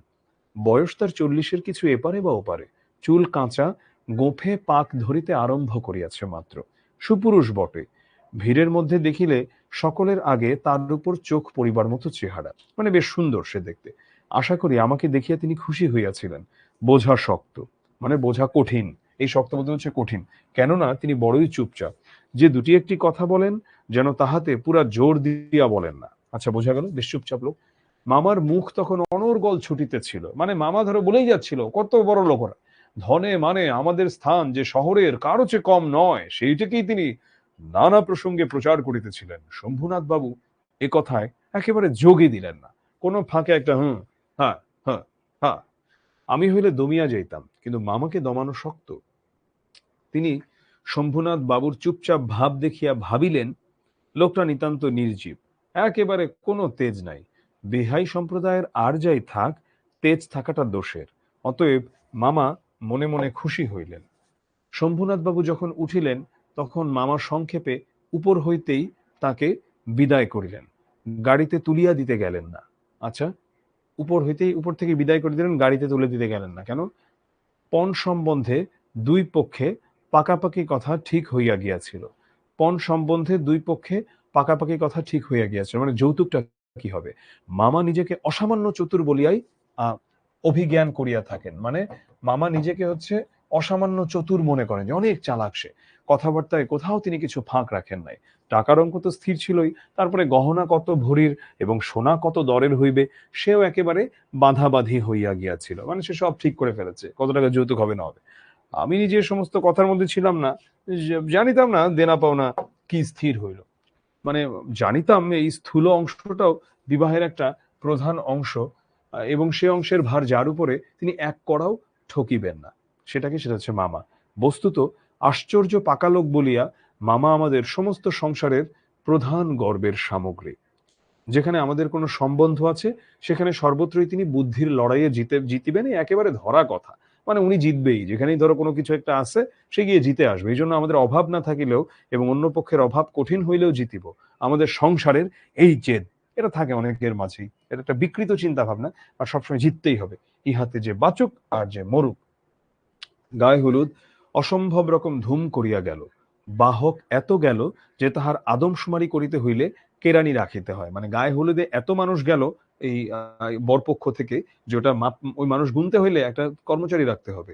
আর শুমারি করিতে হইলে, আদমশুমারি মানে হচ্ছে মানুষ গণনা। তাহাদিগকে বিদায় করিতে অপর পক্ষকে যে নাকাল হইতে হইবে, মানে অপর পক্ষের তো অবস্থা খারাপ হয়ে যাবে তাদেরকে বিদায় করিতে, সেই কথা স্মরণ করিয়া মামার সঙ্গে মা একযোগে বিস্তর হাসিলেন। মানে আমি এমনটাও দেখেছি বিভিন্ন বিয়েতে যে মানে এক পক্ষ আরেক পক্ষের প্রতি এমন একটা দৃষ্টিভঙ্গি রাখেন যে যদি ওই পক্ষ কোনোভাবে একটু লজ্জিত হয় বা কোনোভাবে যদি একটু শর্টকামিংস এর মধ্যে পড়ে, তাহলে এই পক্ষ একটা পৈশাচিক আনন্দ পায়। তো এটা আসলে একটা স্বাভাবিক বিষয়। বাঙালির মাঝে যে বেশ কিছু ছোট লোকই আছে, তার মধ্যে এটা একটা উল্লেখযোগ্য ছোট লোকের মতো আচরণ। ব্যান্ড, বাঁশি, শখের কনসার্ট, মানে হচ্ছে বুঝাচ্ছে ব্যান্ড, বাঁশি, নানা রকম বাদ্যযন্ত্রের একদম কনসার্ট, মানে একদম মিউজিক দিয়ে ভরে যত প্রকারের উচ্চ শব্দ আছে সমস্ত একসঙ্গে মিশাইয়া বর্বর কোলাহলের মত্ত হস্তি দ্বারা। কি বুঝাচ্ছে? বর্বর কোলাহলের মত্ত হস্তি দ্বারা। তারা ধরো একদম হাতি টাতি নিয়ে যে গেল, কিন্তু বর্বর কোলাহল, মানে বর্বর কোলাহল বলতে বুঝাচ্ছে এই সাউন্ডটা ভালো লাগছে না শুনতে, খালি ডাঙান ডাঙান ডাঙান ডাঙান। সঙ্গীত সরস্বতীর পদ্মবন দলিত বিদলিত করিয়া আমি বিবাহ বাড়িতে গিয়া উঠিলাম। সঙ্গীত সরস্বতীকে, সনাতন ধর্মাবলম্বীদের বিশ্বাস অনুযায়ী সঙ্গীতের দেবী হচ্ছে সরস্বতী। তো তার যে পদ্মবন বা তার যে সুন্দর সঙ্গীতের জায়গা, সেটাকে যেন একদম দলিত করে ওই হাতি দিয়া পাড়া মেরে আমি কি করলাম, আমি বিবাহ বাড়িতে গিয়ে উঠিলাম। আংটিতে, হাড়েতে, জড়ি জহরামে আমার শরীর যেন গহনার দোকান নিলামে চড়িয়া রহিয়াছে। তাহাদের ভাবি জামাইয়ের, মানে ভাবি জামাই বলতে যে কয়েকদিন পরে যে জামাই হবে, তার মূল্য কত সেটা যেন কতক পরিমাণে সর্বাঙ্গে স্পষ্ট করিয়া লিখিয়া ভাবি শ্বশুরের সঙ্গে মোকাবিলা করিতে চলিয়াছিলাম। কারণ কি? তার কারণ হচ্ছে এত, মানে এত এত গহনা, মনে হচ্ছিল নিজেকে যে ওটা গয়নার দোকান। মামা বিবাহ বাড়িতে ঢুকিয়া খুশি হইলেন না। একে তো উঠানটাতে বরযাত্রীদের জায়গা সংকুলান হওয়াই শক্ত, মানে খুব একটা জায়গা হবে না। তাহার পরে, মানে এই পরে মানে উপরে সমস্ত আয়োজন নিতান্ত মধ্যম রকমের। ইহার পরে শম্ভুনাথ বাবুর ব্যবহারটাও নেহাত ঠান্ডা। শম্ভুনাথ বাবু হচ্ছে মেয়ের বাবা। তার বিনয়টা অজস্র নয়, মানে অনেক বিনয় না, মানে একদম স্যার স্যার স্যার স্যার হুজুর হুজুর হুজুর এটা করছে না। আর মুখে তো কথাই নেই, কোমরে চাদর বাঁধা, গলা ভাঙা, টাক পরা, মিশকালো এক বিপুল শরীর। তার একটা উকিল বন্ধু যদি নিয়ত মানে বা সারাক্ষণ হাত জোর করিয়া মাথা হেলাইয়া নম্রতা, স্মিত হাস্য ও গদগদ বচনে করতালি না বাজাইতো ওদের মিউজিকের সাথে, তাহলে শুরু থেকেই বরকর্তাদের প্রত্যেককে বারবার প্রচুর রূপে সে যদি অভিষিক্ত করিয়া না দিতেন, প্রশংসা না করতো, মানে তবে গোড়াতেই একটা এসপার ওসপার হয়ে যেত। আচ্ছা, আমি যতটুকু পড়িয়েছি তোমরা বুঝেছো কিনা এবং যেভাবে পড়াচ্ছি তোমরা বুঝতে পারছো কিনা, আমি একটা রিজুম দিয়েছি, তোমরা বলো যে কেমন লাগছে তোমাদের পড়ানোটা। Is everything going fine? হ্যাঁ, আমাকে জানাও যে কেমন লাগছে তোমাদের পড়ানোটা। হুম হুম ওকে। নাকাল মানে একদম অবস্থা খারাপ এমন আর কি। হুম ওকে, ঠিক আছে, ঠিক আছে, ওকে, হ্যাঁ ঠিক আছে। আমরা একটা পজ মানে আবার চারটা পজ দিয়ে দিচ্ছি। চারটা পজ দিলাম আমি? হ্যাঁ দিয়ে দিচ্ছি, চার পজ আমি দিয়ে দিয়েছি। ঠিক আছে।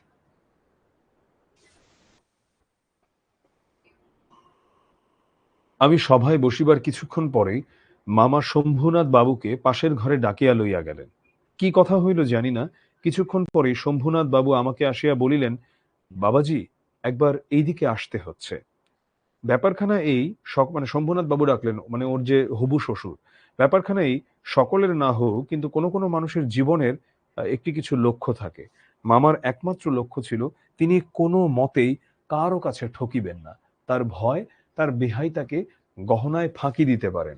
বিবাহ কাজ শেষ হইয়া গেলে সে ফাঁকির আর প্রতিকার চলিবে না।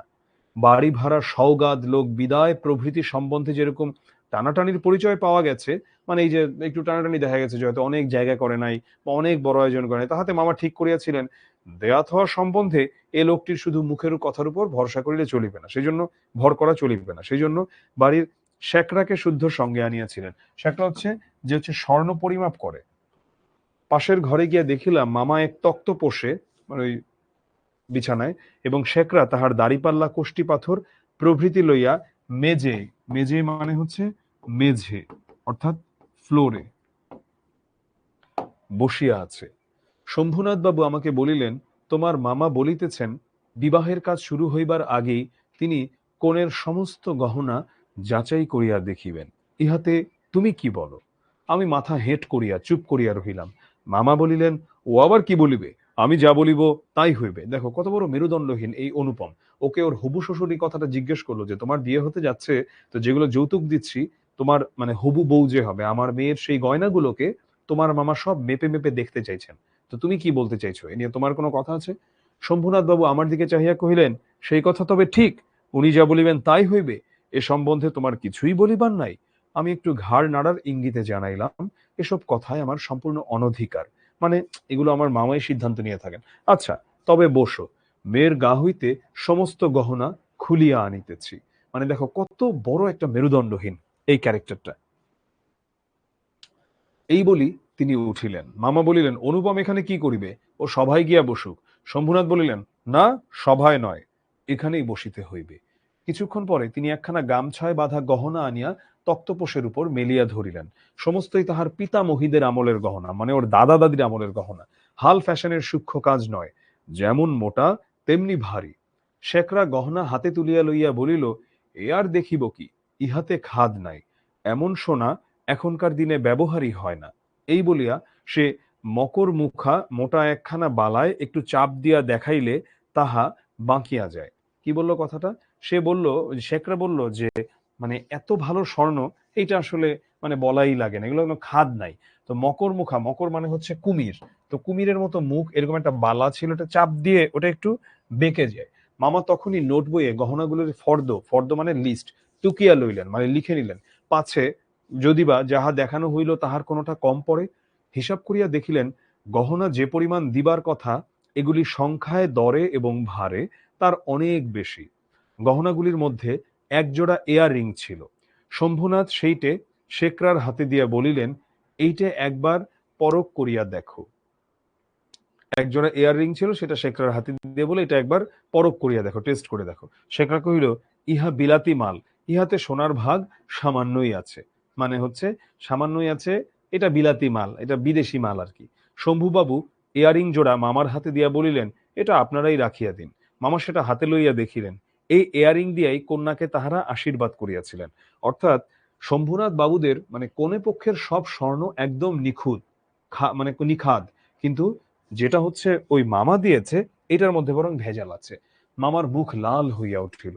দরিদ্র তাহাকে ঠকাইতে চাহিবে, মানে গরিব মানুষ, কিন্তু তিনি ঠকিবেন না, এই আনন্দ সম্ভোগ হইতে বঞ্চিত হইলেন এবং তাহার উপরেও কিছু উপরি পাওনা জুটিল। অত্যন্ত মুখ ভার করিয়া বলিলেন, অনুপম, যাও তুমি সভায় গিয়ে বসোগে। শম্ভুনাথ বাবু বলিলেন, না, এখন সভায় বসিতে হইবে না, চলুন আগে আপনাদের খাওয়াইয়া দিই। মামা বলিলেন, সে কি কথা, লগ্ন? শম্ভুনাথ বাবু বলিলেন, সেজন্য কিছু ভাবিবেন না, এখন উঠুন। লোকটি নেহাত ভালো মানুষ ধরনের, কিন্তু ভেতরে একটু বেশ জোর আছে বলিয়া বোধ হইল। মানে যে হঠাৎ করে তাদেরকে উঠে নিয়ে যাচ্ছে, তো মামার চিন্তা সনাতন ধর্মাবলম্বীদের তো লগ্ন পার হয়ে গেলে তো বিয়েটা হবে না, তো লগ্ন। মামাকে উঠিতে হইল। বরযাত্রীদেরও আহার হইয়া গেল। আয়োজনের আড়ম্বর ছিল না, কিন্তু রান্না ভালো এবং সমস্ত বেশ পরিষ্কার পরিচ্ছন্ন বলিয়া সকলেরই তৃপ্তি হইল। বরযাত্রীদের খাওয়া শেষ হইলে শম্ভুনাথ বাবু আমাকে খাইতে বলিলেন। মামা বলিলেন, সে কি কথা, বিবাহের পূর্বে বর খাইবে কেমন করিয়া? এ সম্বন্ধে মামার কোনো মত প্রকাশকে তিনি সম্পূর্ণ উপেক্ষা করিয়া আমার দিকে চাহিয়া বলিলেন, তুমি কি বলো, বসিয়া যাইতে দোষ কিছু আছে? মূর্তিমতী মাতৃ আজ্ঞা স্বরূপে মামা উপস্থিত। মূর্তিমতী মাতৃ আজ্ঞা স্বরূপে মামা উপস্থিত, মানে একদম যেন দেবী মূর্তির মতো, যে ভগবানের আদেশের মতো মামা চলে আসলো। তো তার বিরুদ্ধে চলা আমার পক্ষে অসম্ভব, আমি আহারে বসিতে পারিলাম না। তখন শম্ভুনাথ বাবু আমাকে বলিলেন, আপনাদিগকে অনেক কষ্ট দিয়াছি, আমরা ধনী নই, আপনাদের যোগ্য আয়োজন করিতে পারি নাই, ক্ষমা করিবেন, রাত হইয়া গেছে, আর আপনাদের কষ্ট বাড়াইতে ইচ্ছা করি না। এখন তবে মামা বলিলেন, তা সভায় চলুন, আমরা তো প্রস্তুত আছি। শম্ভুনাথ বলিলেন, তবে আপনাদের গাড়ি বলিয়া দিই। মামা আশ্চর্য হইয়া বলিলেন, ঠাট্টা করিতেছেন নাকি? শম্ভুনাথ কহিলেন, ঠাট্টা তো আপনিই করিয়া সারিয়াছেন, ঠাট্টার সম্পর্কটাকে স্থায়ী করিবার ইচ্ছা আমার নাই। অত্যন্ত গুরুত্বপূর্ণ একটা লাইন, এটা থেকে সৃজনশীল প্রশ্ন, মানে সৃজনশীল প্রশ্ন আসে। মামা দুই চোখ এত বড় করিয়া মেলিয়া অবাক হইয়া রহিলেন। শম্ভুনাথ কহিলেন, আমার কন্যার গহনা আমি চুরি করিব, এ কথা যারা মনে করে তাদের হাতে আমি কন্যা দিতে পারি না। আমাকে একটি কথা বলাও তিনি আবশ্যক বোধ করিলেন না, মানে প্রয়োজন মনে করলেন না, কারণ প্রমাণ হইয়া গেছে আমি কেহই নই। তারপরে যা হইল সে আমি বলিতে ইচ্ছা করি না, সেটা আর ওর বলতে ভাল লাগে না। এরপর কি হলো, ঝড় লণ্ঠন ভাঙিয়া চুরিয়া, মানে যত একদম লাইট টাইট লাগিয়েছিল বিয়ের জিনিসপত্র লন্ড ভন্ড করিয়া বরযাত্রীর দল দক্ষ যজ্ঞের পালা সারিয়া, মানে সবকিছু শেষ টেস করে বের হয়ে গেল। বাড়ি ফিরিবার সময় ব্যান্ড, রসন চৌকি ও কনসার্ট একসঙ্গে বাজিল না, মানে যেই বিয়ের বাজনা এনেছিল সেগুলো বাজলো না, এবং অভ্রের ঝাড়গুলো, অভ্র মানে সাদা, যত ঝাড়বাতিগুলো ছিল আকাশের তারার উপর আপনাদের কর্তব্যের বরাত দিয়া কোথায় যে মহানির্বাণ লাভ করিল সন্ধান পাওয়া গেল না। মানে এখানে বোঝাচ্ছে যে যেই লাইটগুলো ছিল সেগুলো ওরা ভেঙে চলে গেছে, এগুলো কোথায় ভেঙে চলে গেছে সেটার সন্ধান পাওয়া গেল না। আর বাড়ির সকলে তো রাগিয়া আগুন। কন্যার পিতার এত গুমর, মানে হ্যাঁ, এত জিদ, এত সাহস, কলিজে চার পোয়া হইয়া আসিল, কলিজে চার পোয়া হইয়া আসিল। এটা বলতে কি বোঝানো হচ্ছে, সনাতন ধর্মাবলম্বীদের বিশ্বাস অনুযায়ী পৃথিবীকে চারটা যুগে ভাগ করা হয়, যেটা প্রথমটা হচ্ছে সত্য যুগ, তো একদম শেষ যেই যুগটা সেটা হচ্ছে কলিযুগ। এটা মুসলিমদের বিশ্বাস অনুযায়ী যেটা তুমি তুলনা করতে পারো, যেমন বলা হয় আখিরুজ জামানা, অর্থাৎ যেই সময় কিয়ামত চলে আসবে যেই সময়, তো ওই কলিযুগে যেটা হবে যে প্রতি চারটা কাজের মধ্যে তিনটাই হবে খারাপ কাজ। তো এটাই বলছে কলি যে চার পোয়া হইয়া আসিল, মানে কলিযুগ হয়তো শুরু হয়ে গেছে নাকি, এরকম একটা অবস্থা সবাই মনে করছে। সকলে বলিল, দেখি মেয়ের বিয়ে দেন কেমন করিয়া, কিন্তু মেয়ের বিয়ে হইবে না এ ভয় যার মনে নাই, তার শাস্তির উপায় কি? মস্ত বাংলাদেশের মধ্যে আমি একমাত্র পুরুষ যাহাকে কন্যার বাপ বিবাহের আসর হইতে নিজে ফিরাইয়া দিয়াছে। এত বড় সৎপাত্রের কপালে এত বড় কলঙ্কের দাগ কোন নষ্ট গ্রহ এত আলো জ্বালাইয়া বাজনা বাজাইয়া সমারোহ করিয়া আঁকিয়া দিল? আচ্ছা, সো ও বলছে যেটা, যে এই যে গ্রহের কথাটা কেন বলছে, কারণ জ্যোতির্বিদ্যা কেউ বিশ্বাস, জ্যোতির্বিদ্যা বলবো না, ভণ্ডামি, যেগুলো জ্যোতিষীদের কিছু ভণ্ডামিকে বিশ্বাস করা হতো ওই সময়টাতেও, যে গ্রহ নক্ষত্রের সাপেক্ষে মানুষের ভালো খারাপ এই বিষয়গুলো ঘটে। তো এরা বলছে যে কোন গ্রহের কারণে, কোন নষ্ট গ্রহের কারণে এইভাবে মানে একটা মহা সমারোহে ও যে কলঙ্কিত হলো এটা বুঝতে পারলো না।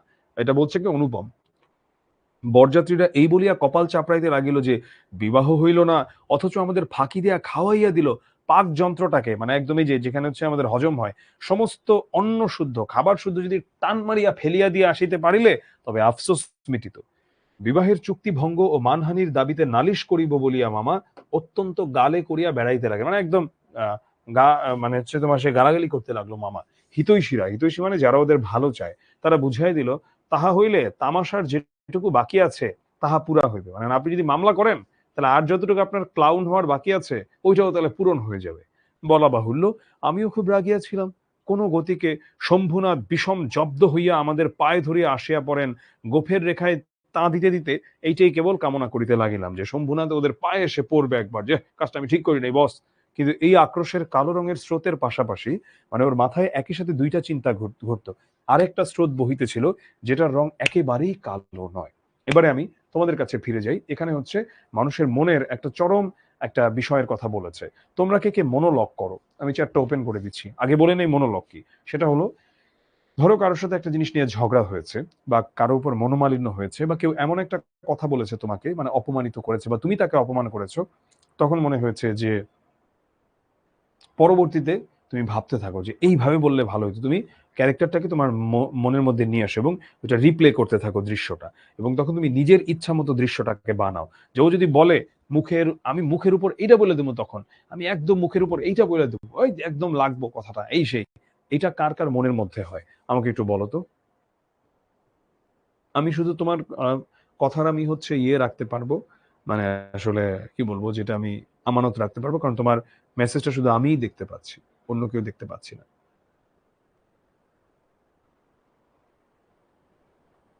তাহলে বেশিরভাগেরই আমাদের হয়, এটাকে বলা হয় মনোলগ। আমরা মনে মনে কল্পনা করি। তো একদিকে যেমন ওর একটা নোংরা বিষয় কল্পিত হচ্ছে যে শম্ভুনাথ বাবু ওদের পায়ে এসে পায়ে পায়ে ধরে মাফ চাবে। পরেরটা আমরা দেখছি, শম্ভুনাথ বাবু ওদের পায়ে ধরে মাফ চাবে। সমস্ত মন যে সেই অপরিচিতার পানে ছুটিয়া গিয়াছিল, এখনো যে তাহাকে কিছুতেই টানিয়া ফিরাইতে পারি না। দেয়ালটুকুর আড়ালে রহিয়া গেল গো। কপালে তার চন্দনাকা, গায়ে তার লাল শাড়ি, মুখে তার লজ্জার রক্তিমা, হৃদয়ের ভিতরে কি যে তা কেমন করিয়া বলিব। আমার কল্পলোকের কল্পলতাটি বসন্তের সমস্ত ফুলের ভার আমাকে নিবেদন করিয়া দিবার জন্য নত হইয়া পড়িয়াছিল। আচ্ছা, এখন আমরা দেখতে পাচ্ছি যে ভালো একটা বিষয় আবার ওর মাথায় আসে। সেটা কি? সেটা হচ্ছে একটা মেয়ে, কপালে যার চন্দন আঁকা, গায়ে যার লাল শাড়ি, মুখে যার লজ্জার রক্তিমা, মানে লজ্জায় লাল হয়ে আছে মুখটা, হৃদয়ের ভিতরে কি যে তা কেমন করিয়া বলিব। আমার কল্পলোকের কল্পলতাটি বসন্তের সমস্ত ফুলের ভার আমাকে নিবেদন করিয়া দিবার জন্য নত হইয়া পড়িয়াছিল। হাওয়া আসে, গন্ধ পাই, পাতার শব্দ শুনি, কেবল আর একটি মাত্র পা ফেলার অপেক্ষা। এমন সময় সেই এক পদক্ষেপের দূরত্বটুকু এক মুহূর্তে অসীম হইয়া উঠিল। এতদিন যে প্রতি সন্ধ্যায় আমি বিনু দাদার বাড়িতে গিয়া তাহাকে অস্থির করিয়া তুলিয়াছিলাম, বিনুদার বর্ণনার ভাষা অত্যন্ত সংকীর্ণ বলিয়াই তার প্রত্যেক কথাটি স্ফুলিঙ্গের মতো আমার মনের মাঝখানে আগুন জ্বালিয়া দিয়াছিল। বুঝিয়াছিলাম মেয়েটির রূপ বড় আশ্চর্য, কিন্তু না দেখিলাম তাহাকে চোখে, না দেখিলাম তাহার ছবি, সমস্তই অস্পষ্ট হইয়া রহিল। বাহিরে তো সে ধরা দিলই না, তাহাকে মনেও আনিতে পারিলাম না। কারণ কেন মনে আনিতে পারলো না? কারণ ও তো মেয়েটাকে দেখে নাই আসলে সামনাসামনি, এবং ছবিও তো দেখে নাই। আর ওই যুগে তো এইভাবেই বিয়ে হতো। এই জন্য মন সেদিনকার সেই বিবাহ সভার দেয়ালটার বাহিরে ভূতের মতো দীর্ঘ নিঃশ্বাস ফেলিয়া বেড়াইতে লাগিল। হরিশের কাছে শুনিয়াছি মেয়েটিকে আমার ফটোগ্রাফ দেখানো হইয়াছিল। দেখো এখন মনে মনে কত কিছু কল্পনা করছে, যেগুলো তোমরাও করো কারো প্রতি অনেক ভালো লাগা সৃষ্টি হলে। পছন্দ করিয়াছে বই কি, না করিবার তো কোনো কারণ নাই। আমার মন বলে সে ছবি তার কোনো একটি বাক্সের মধ্যে লুকানো আছে। একলা ঘরে দরজা বন্ধ করিয়া একদিন নিরালা সরি বন্ধ করিয়া একদিন নিরালা দুপুর বেলায় সে কি সেটি খুলিয়া দেখে না? মানে একদিন চুপচাপ একটা দুপুরবেলা ঘরের ভেতরে সেখানে খুলিয়া দেখে না? যখন ঝুঁকিয়া পড়িয়া দেখে তখন ছবিটির উপরে কি তার মুখের দুই ধার দিয়া এলোচুল আসিয়া পড়ে না? হঠাৎ বাহিরে কারো পায়ের শব্দ পাইলে সে কি তাড়াতাড়ি তার সুগন্ধ আঁচলের মধ্যে ছবিটিকে লুকাইয়া ফেলে না? দিন যায়, একটা বৎসর গেল। মামা তো লজ্জায় বিবাহ সম্বন্ধের কথা তুলিতেই পারেন না।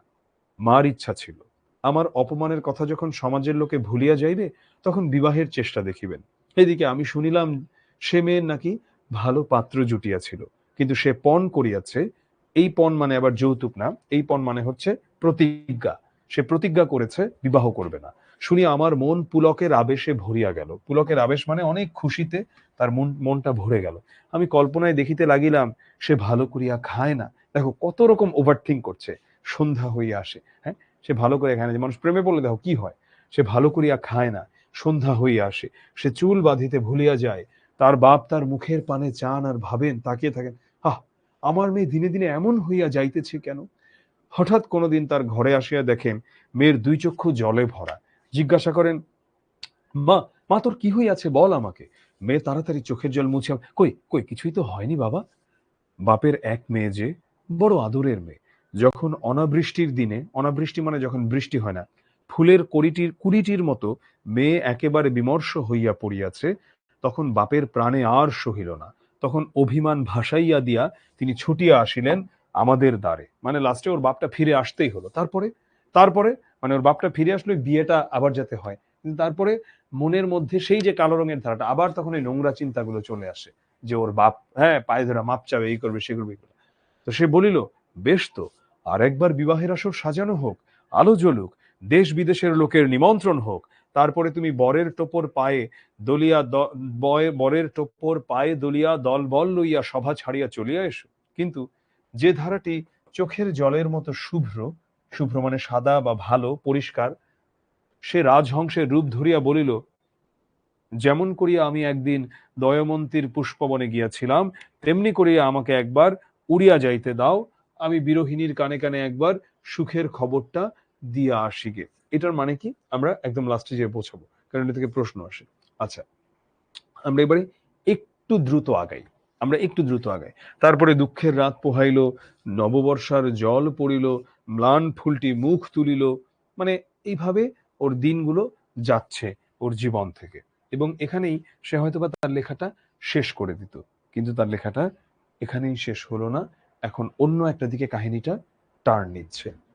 তোমাদের কাছে কেমন লাগছে ক্লাসটা? চ্যাপ্টার রিজুম করলাম, কেমন কি লাগছে আমাকে একটু বলো, কেমন লাগছে ক্লাসটা? হুম, মূল ভাবনা সারাংশ আকারে আমি ক্লাসটা শেষ করে নিই, তারপরে বলে দিব।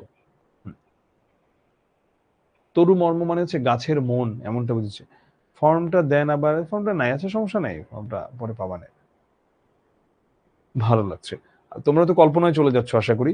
কল্পনায় তোমরা অলরেডি অনুপমকে, অপরিচিতাকে, সবাইকেই দেখতে পাচ্ছ, শম্ভুনাথকে এবং ওই বদমাইশ মামাটাকে। আচ্ছা, ঠিক আছে।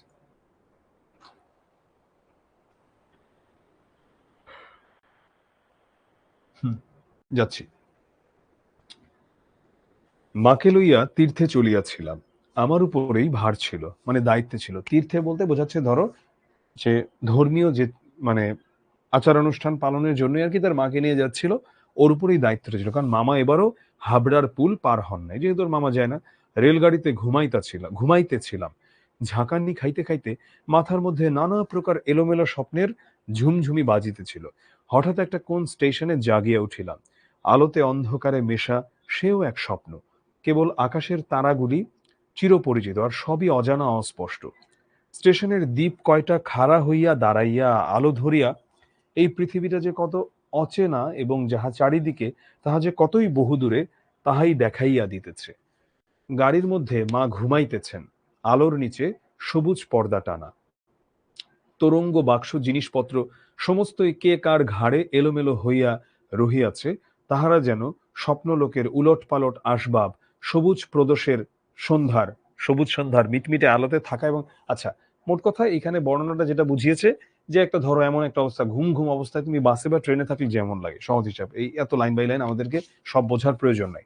এমন সময় সে অদ্ভুত পৃথিবীর অদ্ভুত রাত্রে কে বলিয়া উঠিল, এই শিগগির চলে আয়, এই গাড়িতে জায়গা আছে। মনে হইল যেন গান শুনিলাম। বাঙালি মেয়ের গলায় বাংলা কথা যে কি মধুর, তাহা এমনি করিয়া অসময়ে অজায়গায় আচমকা শুনিলে তবে সম্পূর্ণ বুঝিতে পারা যায়। কিন্তু এই গলাটিকে কেবলমাত্র মেয়ের গলা বলিয়া একটি শ্রেণীভুক্ত করিয়া দেওয়া চলে না। এ কেবল একটি মানুষের গলা, শুনিলেই মন বলিয়া ওঠে, এমন তো আর শুনি নাই। চিরকাল গলার স্বর আমার কাছে বড় সত্য। রূপ জিনিসটি বড় কম নয়, কিন্তু মানুষের মধ্যে যাহা ওর কাছে সবচেয়ে ভালো লাগে কি, কণ্ঠস্বর। আমি তাড়াতাড়ি গাড়ির জানালা খুলিয়া বাহিরে মুখ বাড়াইয়া দিলাম। কিছুই দেখিলাম না। প্ল্যাটফর্মের অন্ধকারে দাঁড়াইয়া গার্ড তাহার এক চক্ষু লণ্ঠন নাড়িয়া দিল। এক চক্ষু লণ্ঠন মানে ওয়ান সাইডেড একটা এরকম লাইট নাড়াইয়া দিল। গাড়ি চলিল। আমি জানলার কাছে বসিয়া রহিলাম। আমার চোখের সামনে কোনো মূর্তি ছিল না, কিন্তু হৃদয়ের মধ্যে আমি একটি হৃদয়ের রূপ দেখিতে লাগিলাম। সে যেন এই তারাময়ী রাত্রির মতো আবৃত করিয়া ধরে, কিন্তু তাহাকে ধরিতে পারা যায় না। চলো দেখি কে সেটা। ওই কণ্ঠটার কথাই বলছে। ওগো সুর, অচেনা কণ্ঠের সুর, এক নিমেষে এক মুহূর্তে তুমি যে আমার চির পরিচয়ের আসনটির উপরে আসিয়া বসিয়াছ। কি আশ্চর্য পরিপূর্ণ তুমি!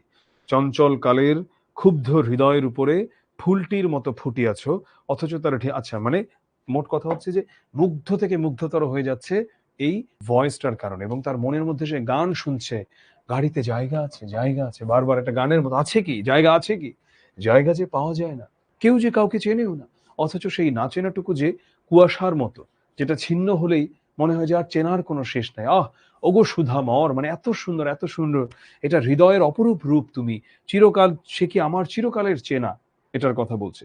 জায়গা আছে, আছে, আছে, জায়গা আছে। চলো দেখছি। রাত্রে ভালো করিয়া ঘুম হইল না, প্রায় প্রতি স্টেশনে একবার করিয়া মুখ বাড়াই। দেখিলাম ভয় হইতে লাগিল, যাহাকে দেখা হইল না সে পাছে রাত্রে নামিয়া যায়। মানে এটা আসলে কে বলেছে জায়গা আছে, তো এটাই আর কি সে এখন দেখতে যাচ্ছে।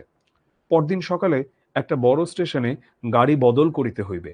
আমাদের ফার্স্ট ক্লাসের টিকিট, তো মনে আশা ছিল ভিড় হইবে না।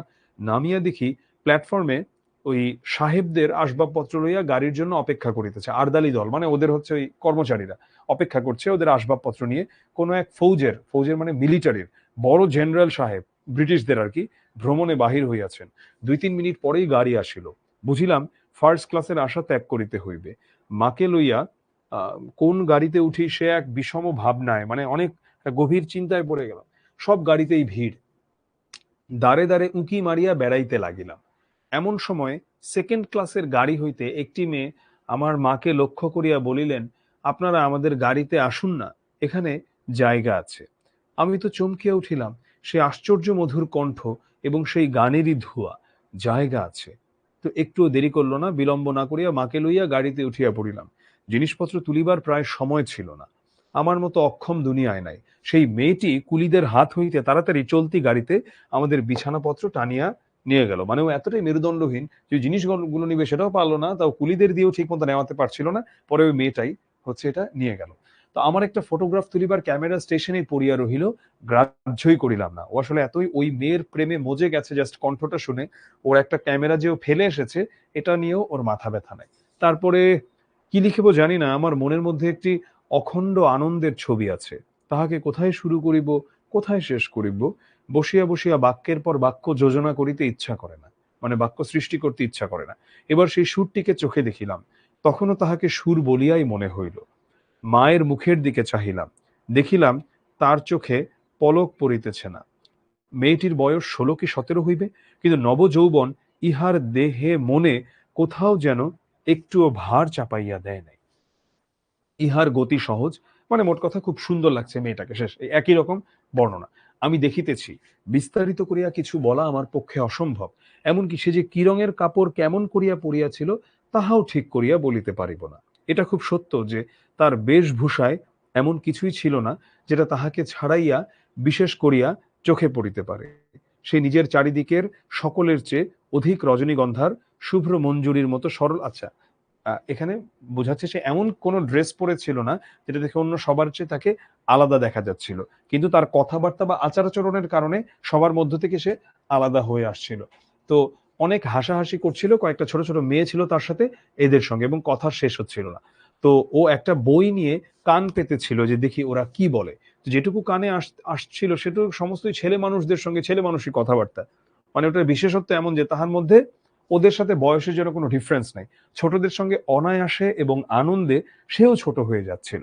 সঙ্গে কতকগুলো মানে গল্পের বই, এগুলো নিয়ে কথাবার্তা বলছে, এবং একটা বিশেষ গল্প শোনাইবার জন্য মেয়েরা তাহাকে ধরিয়া পড়িল। এই গল্প নিশ্চয়ই তারা 20-25 বার শুনিয়াছে।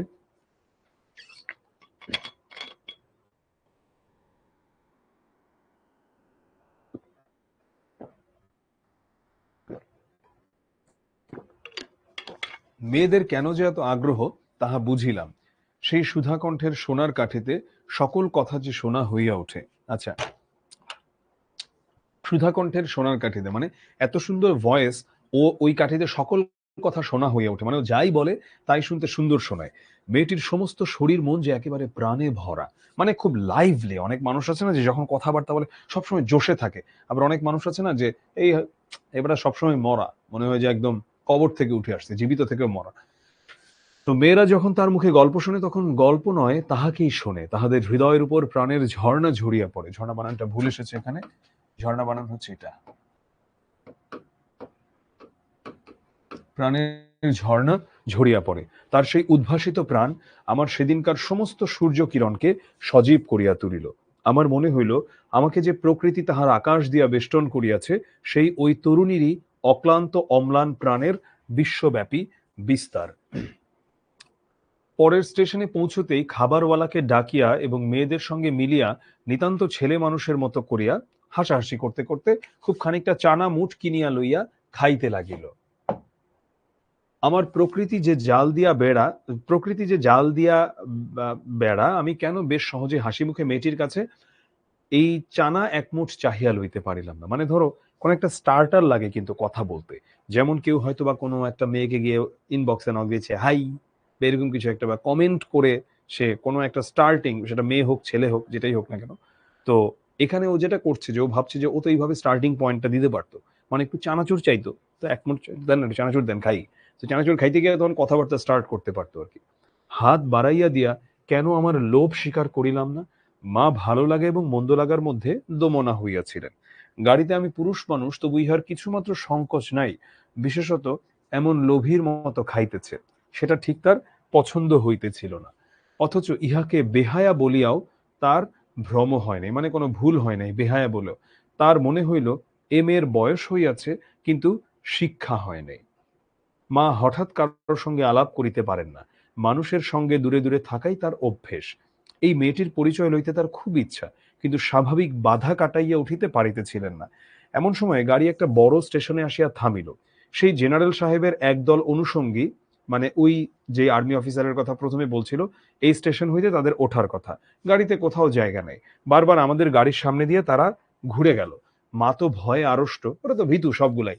আমিও ভয়ের মনের মধ্যে শান্তি পাইতেছিলাম না। গাড়ি ছাড়িবার অল্পকাল পূর্বে একজন দেশি রেলওয়ে কর্মচারী নাম লেখা দুইখানা টিকিট গাড়ির দুই বেঞ্চের শিয়রের কাছে, মানে বেঞ্চের একদম ওই যে মাথাটার ওখানে লাগাই দিল, যেখানে মাথাটা লটকে দিয়ে আমাকে বললো, এই গাড়ির এই দুই বেঞ্চ আগে হইতেই দুই সাহেব রিজার্ভ করিয়াছেন, আপনাদিগকে অন্য গাড়িতে যাইতে হবে। আমি তো তাড়াতাড়ি ব্যস্ত হইয়া দাঁড়াই উঠিলাম। মেয়েটি হিন্দিতে বলিল, মানে যে মেয়েটি ওই জায়গা আছে ওই মেয়েটি, না আমরা গাড়ি ছাড়িব না। সে লোকটি রোগ করিয়া বলিল, মানে লোকটা আরো খেপে বলল, না ছাড়িয়া উপায় নাই। কিন্তু মেয়েটির চলিষ্ণুতার কোনো লক্ষণ না দিয়া, মানে মেয়েটার চলিষ্ণুতা বলতে মেয়েটার কোনো নড়াচড়া নাই। সে নামিয়া গিয়া ইংরেজ স্টেশন মাস্টারকে ডাকিয়া আনিল। সে আসিয়া আমাকে বলিল, স্টেশন মাস্টারটা এসে তখন বলছে, আই এম সরি, বাট আমি দুঃখিত, কিন্তু শুনিয়া আমি কুলি কুলি নামতে হবে এখনই। ডাকতে লাগলো। মেয়েটি উঠিয়া দুই চক্ষে অগ্নি বর্ষণ করিয়া বলিল, আগুন যেন, না আপনি যাইতে পারিবেন না, যেমন আছেন বসিয়া থাকুন। বলিয়া সে দ্বারের কাছে দাঁড়াইয়া স্টেশন মাস্টারকে ইংরেজি ভাষায় বলিল, এ গাড়ি আগে হইতে রিজার্ভ করা, এ কথা মিথ্যা কথা। বলিয়া নাম লেখা টিকিটটি খুলিয়া প্ল্যাটফর্মে ছুড়িয়া ফেলিয়া দিল। বোঝাই যাচ্ছে মেয়েটা অনেক পার্সোনালিটি সম্পন্ন। ইতোমধ্যে আর্দালি সমেত, মানে ওই চাকর বাকর সহ ইউনিফর্ম পরা সাহেব দরজার কাছে আসিয়া দাঁড়াইয়াছে। গাড়িতে সে তার আসবাব উঠাইবার জন্য আর্দালিকে প্রথমে ইশারা করিয়াছিল, তাহার পর মেয়েটির মুখে তাকাইয়া তার কথা শুনিয়া ভাব দেখিয়া স্টেশন মাস্টারকে একটু স্পর্শ করিল এবং তাহাকে আড়ালে লইয়া গিয়া কি কথা কইল জানি না। দেখা গেল গাড়ি ছাড়িবার সময় অতীত হইলেও, মানে একটু দেরি হলেও আরেকটা গাড়ি জুড়ে দিয়েছে, তবে ট্রেনটা ছাড়লো। এখানে গাড়ি বলতে বোঝাচ্ছে আসলে বগি। ট্রেনে হয় না ধরো কত নম্বর বগি, ওইটা আর কি, যে একটা নতুন বগি জুড়ে জুড়ে দিয়েছে। মেয়েটি তার দলবল লইয়া আবার চানাচুর খাওয়া শুরু করলো। আরো লজ্জায় জানলার দিকে মুখ চেয়ে প্রকৃতির শোভা দেখতে লাগলো, কারণ কতটাই মেরুদণ্ডহীন যে ওর চোখের সামনে এইভাবে ওদেরকে নামিয়ে দিচ্ছিল, লাফায় তখনই নেমে যায়। কিন্তু মেয়েটা কিন্তু ওদেরকে সেভ করলো এবং ওদেরকে নামতে দিল না। খুবই এখানে মানে একটা পরিচয় দিল দায়িত্বশীলতার। কানপুরে গাড়ি আসিয়া থামিল। মেয়েটি জিনিসপত্র বাঁধিয়া প্রস্তুত। স্টেশনে একটি হিন্দুস্তানি চাকর ছুটিয়া আসিয়া তাদেরকে নামানোর জন্য ব্যবস্থা করতে লাগলো। মা তখন আর থাকিতে পারিলেন না, জিজ্ঞাসা করিলেন, তোমার নাম কি মা? মেয়েটি বলিল, আমার নাম কল্যাণী। শুনিয়া মা এবং আমি দুজনেই চমকিয়া উঠিলাম। তোমার বাবা? তিনি এখানকার ডাক্তার, তাহার নাম শম্ভুনাথ সেন। তারপরে সবাই নামিয়া গেল।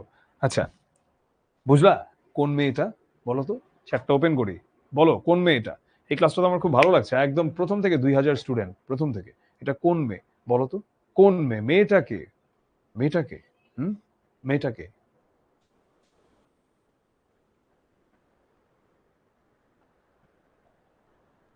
এক্স্যাক্টলি, এই মেয়েটা হচ্ছে সেই অপরিচিতা, যে নায়িকা। ঠিক আছে, আমাদের গল্প কিন্তু শেষ হয় নাই, ওয়েট ওয়েট, এখনো আমাদের অনেক কিছু বাকি আছে। পোল টোল পরে বেটা রাগ, আগে গল্প শেষ করে নেই। মামার নিষেধ অমান্য করিয়া, মাতৃ আজ্ঞা ঠেলিয়া, মানে মায়ের আদেশ বাদ দিয়ে তারপরে আমি কানপুরে এসেছি। কল্যাণীর বাপ এবং কল্যাণীর সঙ্গে দেখা হইয়াছে, হাত জোর করিয়াছি, মাথা হেট করিয়াছি, শম্ভুনাথ বাবুর হৃদয় গলিয়াছে। কল্যাণী বলে আমি বিবাহ করিব না। আমি জিজ্ঞাসা করিলাম কেন? সে বলিল মাতৃ আজ্ঞা। মাতৃ আজ্ঞা মানে হচ্ছে মায়ের আদেশ।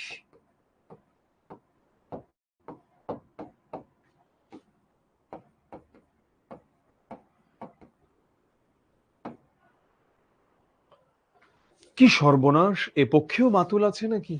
মাতুল মানে হচ্ছে মামা। তো ওর যেমন ভাবছে যে এখানেও কি মামার মতো এরকম কোনো বদমাইশ আছে নাকি।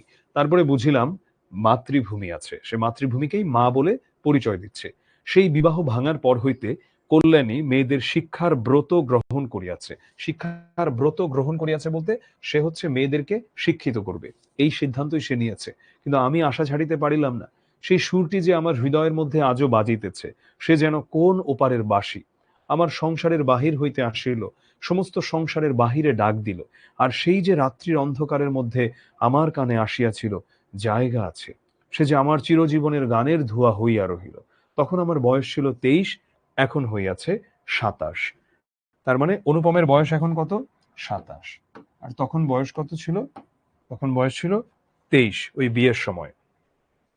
এখনো আশা ছাড়ি নাই, কিন্তু মাতুলকে ছাড়িয়েছি, মানে ওর মামাকে জীবন থেকেও ডিলিট করছে, বদমাইশ লোকটাকে। নিতান্ত এক ছেলে বলিয়া মা আমাকে ছাড়িতে পারে নাই। তোমরা মনে করিতেছ আমি বিবাহের আশা করি? না, কোনো কালেই না। আমার মনে আছে কেবল সেই এক রাত্রির অজানা কণ্ঠের মধুর সুরের আশা। জায়গা আছে, নিশ্চয়ই আছে, নইলে দাঁড়াবো কোথায়? তাই বৎসরের পর বৎসর যায় আমি এখানেই আছি। কোথায় আছে? কানপুরে।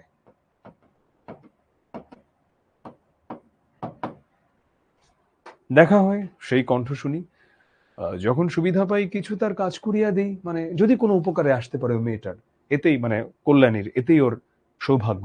আর মন বলে এই তো জায়গা পাইয়াছি।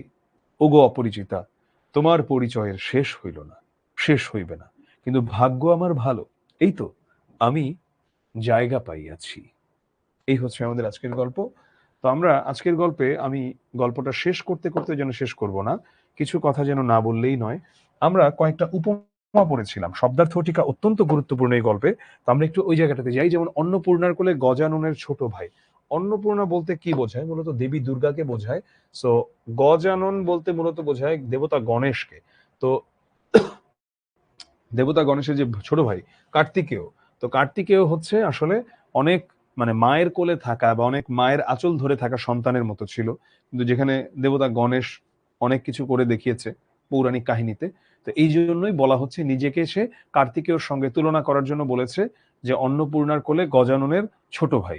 আচ্ছা, ফল্গু নদীর কথা বলেছি, ভারতের গয়া অঞ্চলের প্রবাহিত একটা নদী, এবং ওই নদীর উপরের অংশে বালু, বালুর ভেতর দিয়ে জলস্রোত প্রবাহিত হয়। তো ওই নদীটাকে দেখলে যেমন মনে হয় যে বালু তার বুকের মাঝে নদীটাকে রেখেছে, জলগুলোকে রেখেছে, ওই বালু না কেচে নদী থেকে কোনো জল নেওয়া সম্ভব নয়, তেমনি এই মামার বিষয়টাও এরকম। আচ্ছা, হুম, গন্ডু শুনে বুঝিয়েছি যে এক মুখ বা এক কোষ জল। অন্তঃপুর মানে ঘর বাড়ি। হ্যাঁ,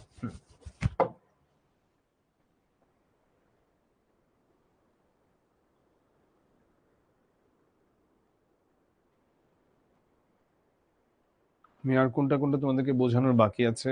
কনসার্ট মানে তোমরা বুঝো, নানা রকম বাদ্যযন্ত্র দিয়ে বাজানো যে সাউন্ড। পঞ্চস্বর কি, প্রজাপতি কি? এটা অনেকের কাছে মনে হতে পারে যে পঞ্চস্বর কি, প্রজাপতি কি। প্রজাপতি বলতে মূলত বোঝানো হয় ব্রহ্মাকে, যিনি হচ্ছেন বিয়ের দেবতা। আর পঞ্চস্বর হচ্ছে আহ মদন দেবের, মদন হচ্ছে একটা দেবতা, এবং ব্যবহার্য 5 ধরনের বাণ মানে তীর। এবং এই ব্রহ্মার সঙ্গে এটার কি তুলনা? ধরো এমন ভাবে বলতে পারো যে পঞ্চস্বর আর ব্রহ্মা, যে পঞ্চস্বর যে মানে এই দুইজনের মধ্যে যখন কোনো বিরোধ থাকে না তখন হচ্ছে আমার বিয়েটা হবেই হবে। এই দুইজনের মধ্যে যদি বিরোধ থাকে তাহলে এই বিয়েটা হওয়াতে একটা কনফিউশন চলে আসতে পারে। সওগাত মানে কি একজন জিজ্ঞেস করেছে, সওগাত মানে হচ্ছে উপঢৌকন বা গিফট। যদি আমি এই সময় পড়ানোর সময় হয়তো বলেছিলাম, তারপরেও আবার বললাম। কোষ্টি পাথর মানে হচ্ছে যে পাথরে ঘষে সোনার খাঁটিত্ব পরীক্ষা করা হয়। আচ্ছা, দক্ষযজ্ঞ মানে কি? এটা যদি অল্প একটু কাহিনীটা বলি, প্রজাপতি দক্ষ কর্তৃক অনুষ্ঠিত যজ্ঞ। এটা মানে কি? এ যজ্ঞে প্রতিনিন্দা শুনে সতী, আচ্ছা যদি এটা আসলে ইম্পর্টেন্ট না এত কাহিনীটা এখানে জানা, এটা মূলত প্রলয় কাণ্ড বা হট্টগোল। বাংলায় তোমরা অনেক সময় দাও না, অনেক সময় দেওয়ার মতো সময়ও নাই। শিখর ক্লাসগুলা করবা, ক্লাসে যা বলি জাস্ট এতটুকু ফলো করবা, প্র্যাকটিস বুকটা পড়বা, আর এক্সাম অবশ্যই দিবা। দেখো শিখো অ্যাপের সঙ্গে অন্যান্য এডটেকের মেইন ডিফারেন্স হচ্ছে এটা কিন্তু জাস্ট ওই জুম গুগল মিটের ক্লাস না বা ফেসবুক লাইভ ইউটিউব ক্লাস না, এটা হচ্ছে একটা পূর্ণাঙ্গ অ্যাপ। এবং আলহামদুলিল্লাহ বাংলাদেশে কিন্তু এত পরিপূর্ণ আর কোনো অ্যাপ নাই। তুমি যখন ওখানে এক্সাম দাও সারা বাংলাদেশের পোলাপানের মধ্যে তোমার অবস্থানটা কোথায় তুমি বুঝতে পারো। আর যেহেতু বাংলা পড়ার মতো তোমরা টাইম পাও না, তাই বাংলাটাকে যখন পড়ছো তখনই একদম মাথায় গেঁথে ফেলার জন্য, মানে শর্ট টার্ম মেমোরি থেকে লং টার্ম মেমোরিতে নেওয়ার জন্য এক্সাম দিবা পড়ার পরপরই। এইচডব্লিউ যেটা দিয়ে এইচডব্লিউ সাবমিট করবা। তাহলে হবে কি, তুমি যখন পরবর্তীতে তোমার মানে কলেজের এক্সাম বলি বা অদূর ভবিষ্যতের এইচএসসিও বলি, এই জাস্ট নোট খাতাটা মানে এই শিখরিগুলো দেখলেই হবে, আর কিচ্ছু লাগবে না। ঠিক আছে। রসন চৌকি মানে কি? এটা হচ্ছে যে সানাই ঢোল কাশি এই তিন বাদ্যযন্ত্রের সৃষ্ট যে মিউজিক সেটাকে বলে রসন চৌকি। আচ্ছা, অভ্র মানে যদিও সাদা, আর এক ধরনের খনিজ ধাতুকেও অভ্র বলা হয়ে থাকে আর কি। অভ্রের ঝাড় হচ্ছে ওইটা দিয়ে তৈরি ঝাড়বাতি। আচ্ছা, হুম, আমি আর বাকিগুলো বুঝেছি। প্রদোষ মানে সন্ধ্যা, এটা বলেছি। একটা বিখ্যাত বই আছে প্রদোষে প্রাকৃত জন, সরি, প্রদোষে প্রকৃত জন। এক পত্তন মানে এক প্রস্থ। মঞ্জুরি মানে হচ্ছে যে ফুলের মুকুল, এই মুকুলকে বলা হয় মঞ্জুরি। ধুয়া হচ্ছে গানের যে অংশ বারবার পরিবেশন করে। ধরো গানের কোন অংশ বারবার পরিবেশন করে, প্রত্যেক গানে একটা একটা জায়গা থাকে না, যেমন ধরো আমরা এই জুলাই আন্দোলনের সময় সোনু মহাজন শূন্য ব্যান্ডের এই গানটা অনেক শুনেছি। এই গানে তো অনেক লাইন আছে যে আমার বিচার তুমি করো, তোমার বিচার করবে কে। সো বাট একটা জায়গা তো বারবার আসে, যেটা সোনু মহাজন আমরা নয়তো একজন, এই জায়গায় কি বলে, এটাকেই বলছে আর কি ধোঁয়া, বা এটাকে মেইনলি গানের ভাষায় ধোঁয়া শব্দটা কেউ ব্যবহার করে না এখনকার দিনে, এটাকে বলে কোরাস।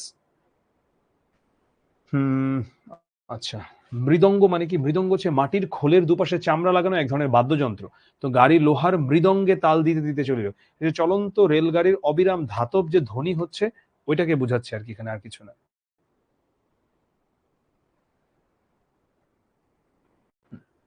তো এটা প্রকাশিত হয় কোথায়? এটা প্রকাশিত হয় সবুজ পত্র পত্রিকায়।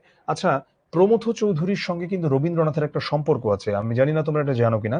প্রমথ চৌধুরী বিয়ে করেছিলেন ইন্দিরা দেবী চৌধুরানীকে। তো ইন্দিরা দেবী চৌধুরানী হচ্ছে রবীন্দ্রনাথের বড় ভাইয়ের মেয়ে। তো ইন্দিরা দেবী চৌধুরানীর হাজবেন্ড হচ্ছে প্রমথ চৌধুরী। তো তার মানে কি, প্রমথ চৌধুরীর ওয়াইফের আপন চাচা রবীন্দ্রনাথ। তার মানে সম্পর্কে কি হয়, রবীন্দ্রনাথ ছিল প্রমথ চৌধুরীর চাচা শ্বশুর। এবং এই সবুজপত্র পত্রিকাটা কিন্তু বাংলা সাহিত্যে তথা বাংলা ভাষায় অনেক বড় গুরুত্বপূর্ণ ভূমিকা রেখেছে, কারণ এই পত্রিকার মধ্য দিয়েই আজকের দিনের চলিত ভাষার এই ব্যাপক প্রচলনটা আমরা দেখতে পাই। ইন্দিরা দেবী চৌধুরানীর আরো একটা পরিচয় আছে, তিনি কিন্তু ভারতবর্ষের প্রথম মহিলা আইসিএস অফিসার ছিলেন। হ্যাঁ, প্রমথ চৌধুরী হিমসেলফ ওয়াজ আ ব্যারিস্টার, কিন্তু যদিও তিনি ব্যারিস্টারি করেন নাই, তিনি ইংলিশ লিটারেচারেও পড়েছিলেন, ইংরেজি সাহিত্যে তিনি সেটা টিচার ছিলেন। আইসিএস অফিসারটা হচ্ছে এখনকার দিনের বিসিএস অফিসারের মতো আর কি। এটা প্রথম মহিলা অফিসার ছিলেন ইন্দিরা দেবী চৌধুরানী, রবীন্দ্রনাথের ভাতিজি। এবং একটা বই আছে কিন্তু ছিন্নপত্র, এগুলো হচ্ছে চিঠি। ওই ভাতিজিকে চিঠিগুলো লিখেছিলেন রবীন্দ্রনাথের অনেক, মানে ভাতিজিকে চিঠি লিখেছিলেন রবীন্দ্রনাথ, ওই চিঠি নিয়ে হচ্ছে ছিন্নপত্র। রবীন্দ্রনাথের অনেক গান অনুবাদ করেছে ইন্দিরা দেবী চৌধুরানী। এবারে আমরা গল্পের মূল ভাবটা বলবো, যেটা অনেকেই জানতে চাচ্ছ। অপরিচিতা গল্পে আমরা অপরিচিতা বিশেষণের আড়ালে দেখতে পাই খুবই ব্যক্তিত্ব সম্পন্ন একজন নারীকে, যার নাম হচ্ছে কল্যাণী। অমানবিক যে যৌতুক প্রথা, অবশ্যই অমানবিক যৌতুক প্রথাটা, সেটা নির্মম বলি হয়েছে এমন নারীদের গল্প ইতঃপূর্বে রবীন্দ্রনাথ লিখেছিলেন। কিন্তু এই গল্পেই প্রথম যৌতুক প্রথার বিরুদ্ধে নারী পুরুষের সম্মিলিত প্রতিরোধের কথা তিনি শুনিয়েছেন। কিভাবে নারী পুরুষের সম্মিলিত প্রতিরোধের কথা? কারণ এখানে শম্ভুনাথ নিজেও হচ্ছে যৌতুক প্রথার বিরুদ্ধে, আর শম্ভুনাথ নিজেও যৌতুক প্রথার বিরুদ্ধে, আর কল্যাণী তো নিজে যৌতুক প্রথার বিরুদ্ধেই। তো এইটা আসলে মূলত কি নিয়ে লেখা, আমি যদি এটার মূল পয়েন্টটা বলি, সেটা হচ্ছে পণ প্রথা বা যৌতুক প্রথার বিরুদ্ধে লেখা। পণ প্রথা বা যৌতুক প্রথার বিরুদ্ধে লেখা। এ গল্পে পিতা শম্ভুনাথ সেন এবং কন্যা কল্যাণীর স্বতন্ত্র, আচ্ছা মানে মোট কথা তাদের যৌতুক প্রথা প্রতিরোধের সম্মুখীন, মানে তারা প্রতিরোধ করে। পিতার বলিষ্ঠ প্রতিরোধ এবং কন্যা কল্যাণীর দেশ চেতনায় যে ঋদ্ধ ব্যক্তিত্বের জাগরণ, এগুলোই আমরা গল্পতে দেখতে পাই। অপরিচিতা উত্তম পুরুষের জবানিতে লেখা, এটা আমরা দেখেছি, মানে অনুপম নিজেই বর্ণনা করছেন। গল্পের কথক অনুপম 20 শতকের দ্বিতীয় দশকের যুদ্ধ সংলগ্ন সময়ের, আচ্ছা হ্যাঁ, সে বিশ্ববিদ্যালয়ে থেকে পড়াশোনা করার পরেও ব্যক্তিত্ব রহিত, মানে কোনো পার্সোনালিটি নাই, একদমই ব্যক্তিত্ব সম্পন্ন নয়, পরিবারতন্ত্রের কাছে অসহায় একটা পুতুলের মতো। তাকে দেখলে আজও মনে হয় সে মায়ের কোলের একটা শিশুর মতো। তার বিয়ে উপলক্ষে যৌতুক নিয়ে নারীর চরম অবমাননার সময় শম্ভুনাথ সেনের মেয়ে তখন এই মানে শম্ভুনাথ সেন হচ্ছে তার কন্যাকে বিয়ে দিতে অসম্মতি জানায়। এটাই হচ্ছে গল্পটার শীর্ষ মুহূর্ত বা ক্লাইম্যাক্স, মানে যখন গল্পটা চূড়ান্তিতে যেয়ে পৌঁছায়। তো অনুপম নিজের গল্প বলতে গিয়ে ব্যঙ্গার্থে জানিয়ে দিয়েছে সেই ঘটনাটা ঘটার কথা। আর বিয়ের লগ্ন যখন প্রস্তুত, তখন কন্যার এই লগ্ন ভ্রষ্ট হওয়ার লৌকিকতাকে সবকিছু বাদ দিয়ে শম্ভুনাথ সেন নির্বিকার, এবং সে তার জায়গাতে স্ট্রং যে আমি যৌতুক দিব না, আমি লগ্ন টগ্ন যা খুশি হয়ে যাক। আর এই গল্পের শেষে আমরা দেখতে পাই যে কল্যাণীর সাথে আবার কিভাবে আচমকা দেখা হয়ে যায়, এবং এই পরিসমাপ্তিটাও খুব সুন্দর। তো সেই ব্যক্তিত্বহীন যুবকের নিজের একটা স্বীকারোক্তির গল্প এটা, এবং তার তো আসলে অনেক মানে খারাপ কাজ সে করেছে, পাপ স্খলন, মানে কারণ হচ্ছে পাপ কেন নয়, কারণ সে তো ওখানে প্রতিবাদ করতে পারতো, প্রতিবাদ করে নাই। গল্পটিতে পুরুষতন্ত্রের অমানবিকতার একটা অবস্থান আমরা দেখতে পাই, একই সঙ্গে পুরুষের ভাষ্যে নারীর যে প্রশংসা সেটাও আমরা এখানে দেখতে পাই। মানে দুটাই আমরা এখানে দেখতে পাই। পুরুষের অমানবিকতাও, এখনই শেষ করে দিব রবিন, থাকো, পুরুষ এখন থাকো, এখনই শেষ করে দিব। পুরুষের অমানবিকতাও এখানে যেমন দেখতে পাই যৌতুক প্রথায়, আবার নারীর যে রূপের বর্ণনা করেছে এখানে, এটাও কিন্তু অপূর্ব। দুটোই আমরা এখানটাতে দেখতে পাই। অনুশীলনী পোল দেবার মতো সময় আসলে এই ক্লাসে নাই। তোমরা সৃজনশীলটা, এটা তোমাদের HW থাকবে, অবশ্যই এটা তোমরা তোমাদের গ্রুপে পোস্ট করবা। তুমি ক্লাস অনেক ভালো মতো করো, কিন্তু যদি তুমি HW না করো, সরি, তুমি ভালো করতে পারবা না। কারণ পরীক্ষায় ভালো করা আর ভালো পারা দুইটা ডিফারেন্ট স্কিল সেট। এগুলো তুমি পরীক্ষায় যদি ভালো না করো, তুমি যতই ভালো ক্লাস করো না কেন, কোনোই লাভ নাই। ঠিক আছে? তো পরীক্ষায় তোমরা ওইরকম ভাবে যাবা না যে কোনো প্র্যাকটিস ছাড়া বাংলাদেশ টিমের মতো গিয়ে তোমরা আন্তর্জাতিক ম্যাচ খেলতে চলে যাবা। প্র্যাকটিস করে দেন ম্যাচ খেলতে যাবা, তাহলে তুমি ম্যাচ পারফর্ম ভালো করবা, সহজ হিসাব। সো পরীক্ষায় তোমরা যাবার আগে HW অলওয়েজ করে যাবা। 19 মিনিট সময় নিবা একটা সৃজনশীল প্রশ্ন অ্যান্সার করতে, 19 মিনিট। ঠিক আছে? 19 মিনিট সময় নিবা একটা সৃজনশীল প্রশ্ন অ্যান্সার করতে, এই তো। আর 19 মিনিটে তোমরা ক খ গ ঘ এই চারটা তোমরা অ্যান্সার করবা। তোমরা অ্যান্সার করো। এখানে হচ্ছে আসলে আমি মডেল দিয়ে দিয়েছি কিভাবে অ্যান্সার করবা, সো এটা দেখলেই বুঝবা। এরপরে যদি কোনো প্রশ্ন থাকে আমি তো আছি। আর তোমরা এখানে কিছু অবজেক্টিভ আছে যেটা নিজেরা প্র্যাকটিস করে নিও। আর সৃজনশীলে তোমাদের মনে আমি আশা করি কোনো প্রশ্ন থাকার কথা না। এরপর এখন একটু চ্যাটটা ওপেন করি, আমি একটু দেখি তোমাদের মনে কোনো প্রশ্ন আছে কিনা। যদি কোনো প্রশ্ন না থাকে আমরা ক্লাসটা শেষ করে দেবো। বাট HW সবাই সাবমিট করবে, এবং তোমরা পরীক্ষা দিবা। অ্যাপে যে পরীক্ষা দেবে, বাংলা নোট করতে হয় কিভাবে, বিশেষ করে এটা বাংলা নোট করতে হয়। বাংলা নোট করার জন্য তো কোনো আলাদা কোনো নোটিং মানে নোট টেকিং স্ট্র্যাটেজি নাই। ঠিক আছে, শেষ। পোল থাকবে না আজকে কোনো। হ্যাঁ, লগ্ন হচ্ছে এটা আসলে একটা সময়কে বোঝায়। ঠিক আছে, এটা সনাতন ধর্মাবলম্বীদের জন্য বা হিন্দুদের জন্য তাদের বিয়ের ক্ষেত্রে খুব গুরুত্বপূর্ণ। চানামুড়ি ধরো, আর ধরো চানাচুর টাইপ কিছু খাইতেছে কি, এনিওয়ে কোনো গুরুত্বপূর্ণ প্রশ্ন আর নাই। ঠিক আছে, ইনশাল্লাহ দেখা হবে আবার। আল্লাহ হাফেজ, সালামু আলাইকুম।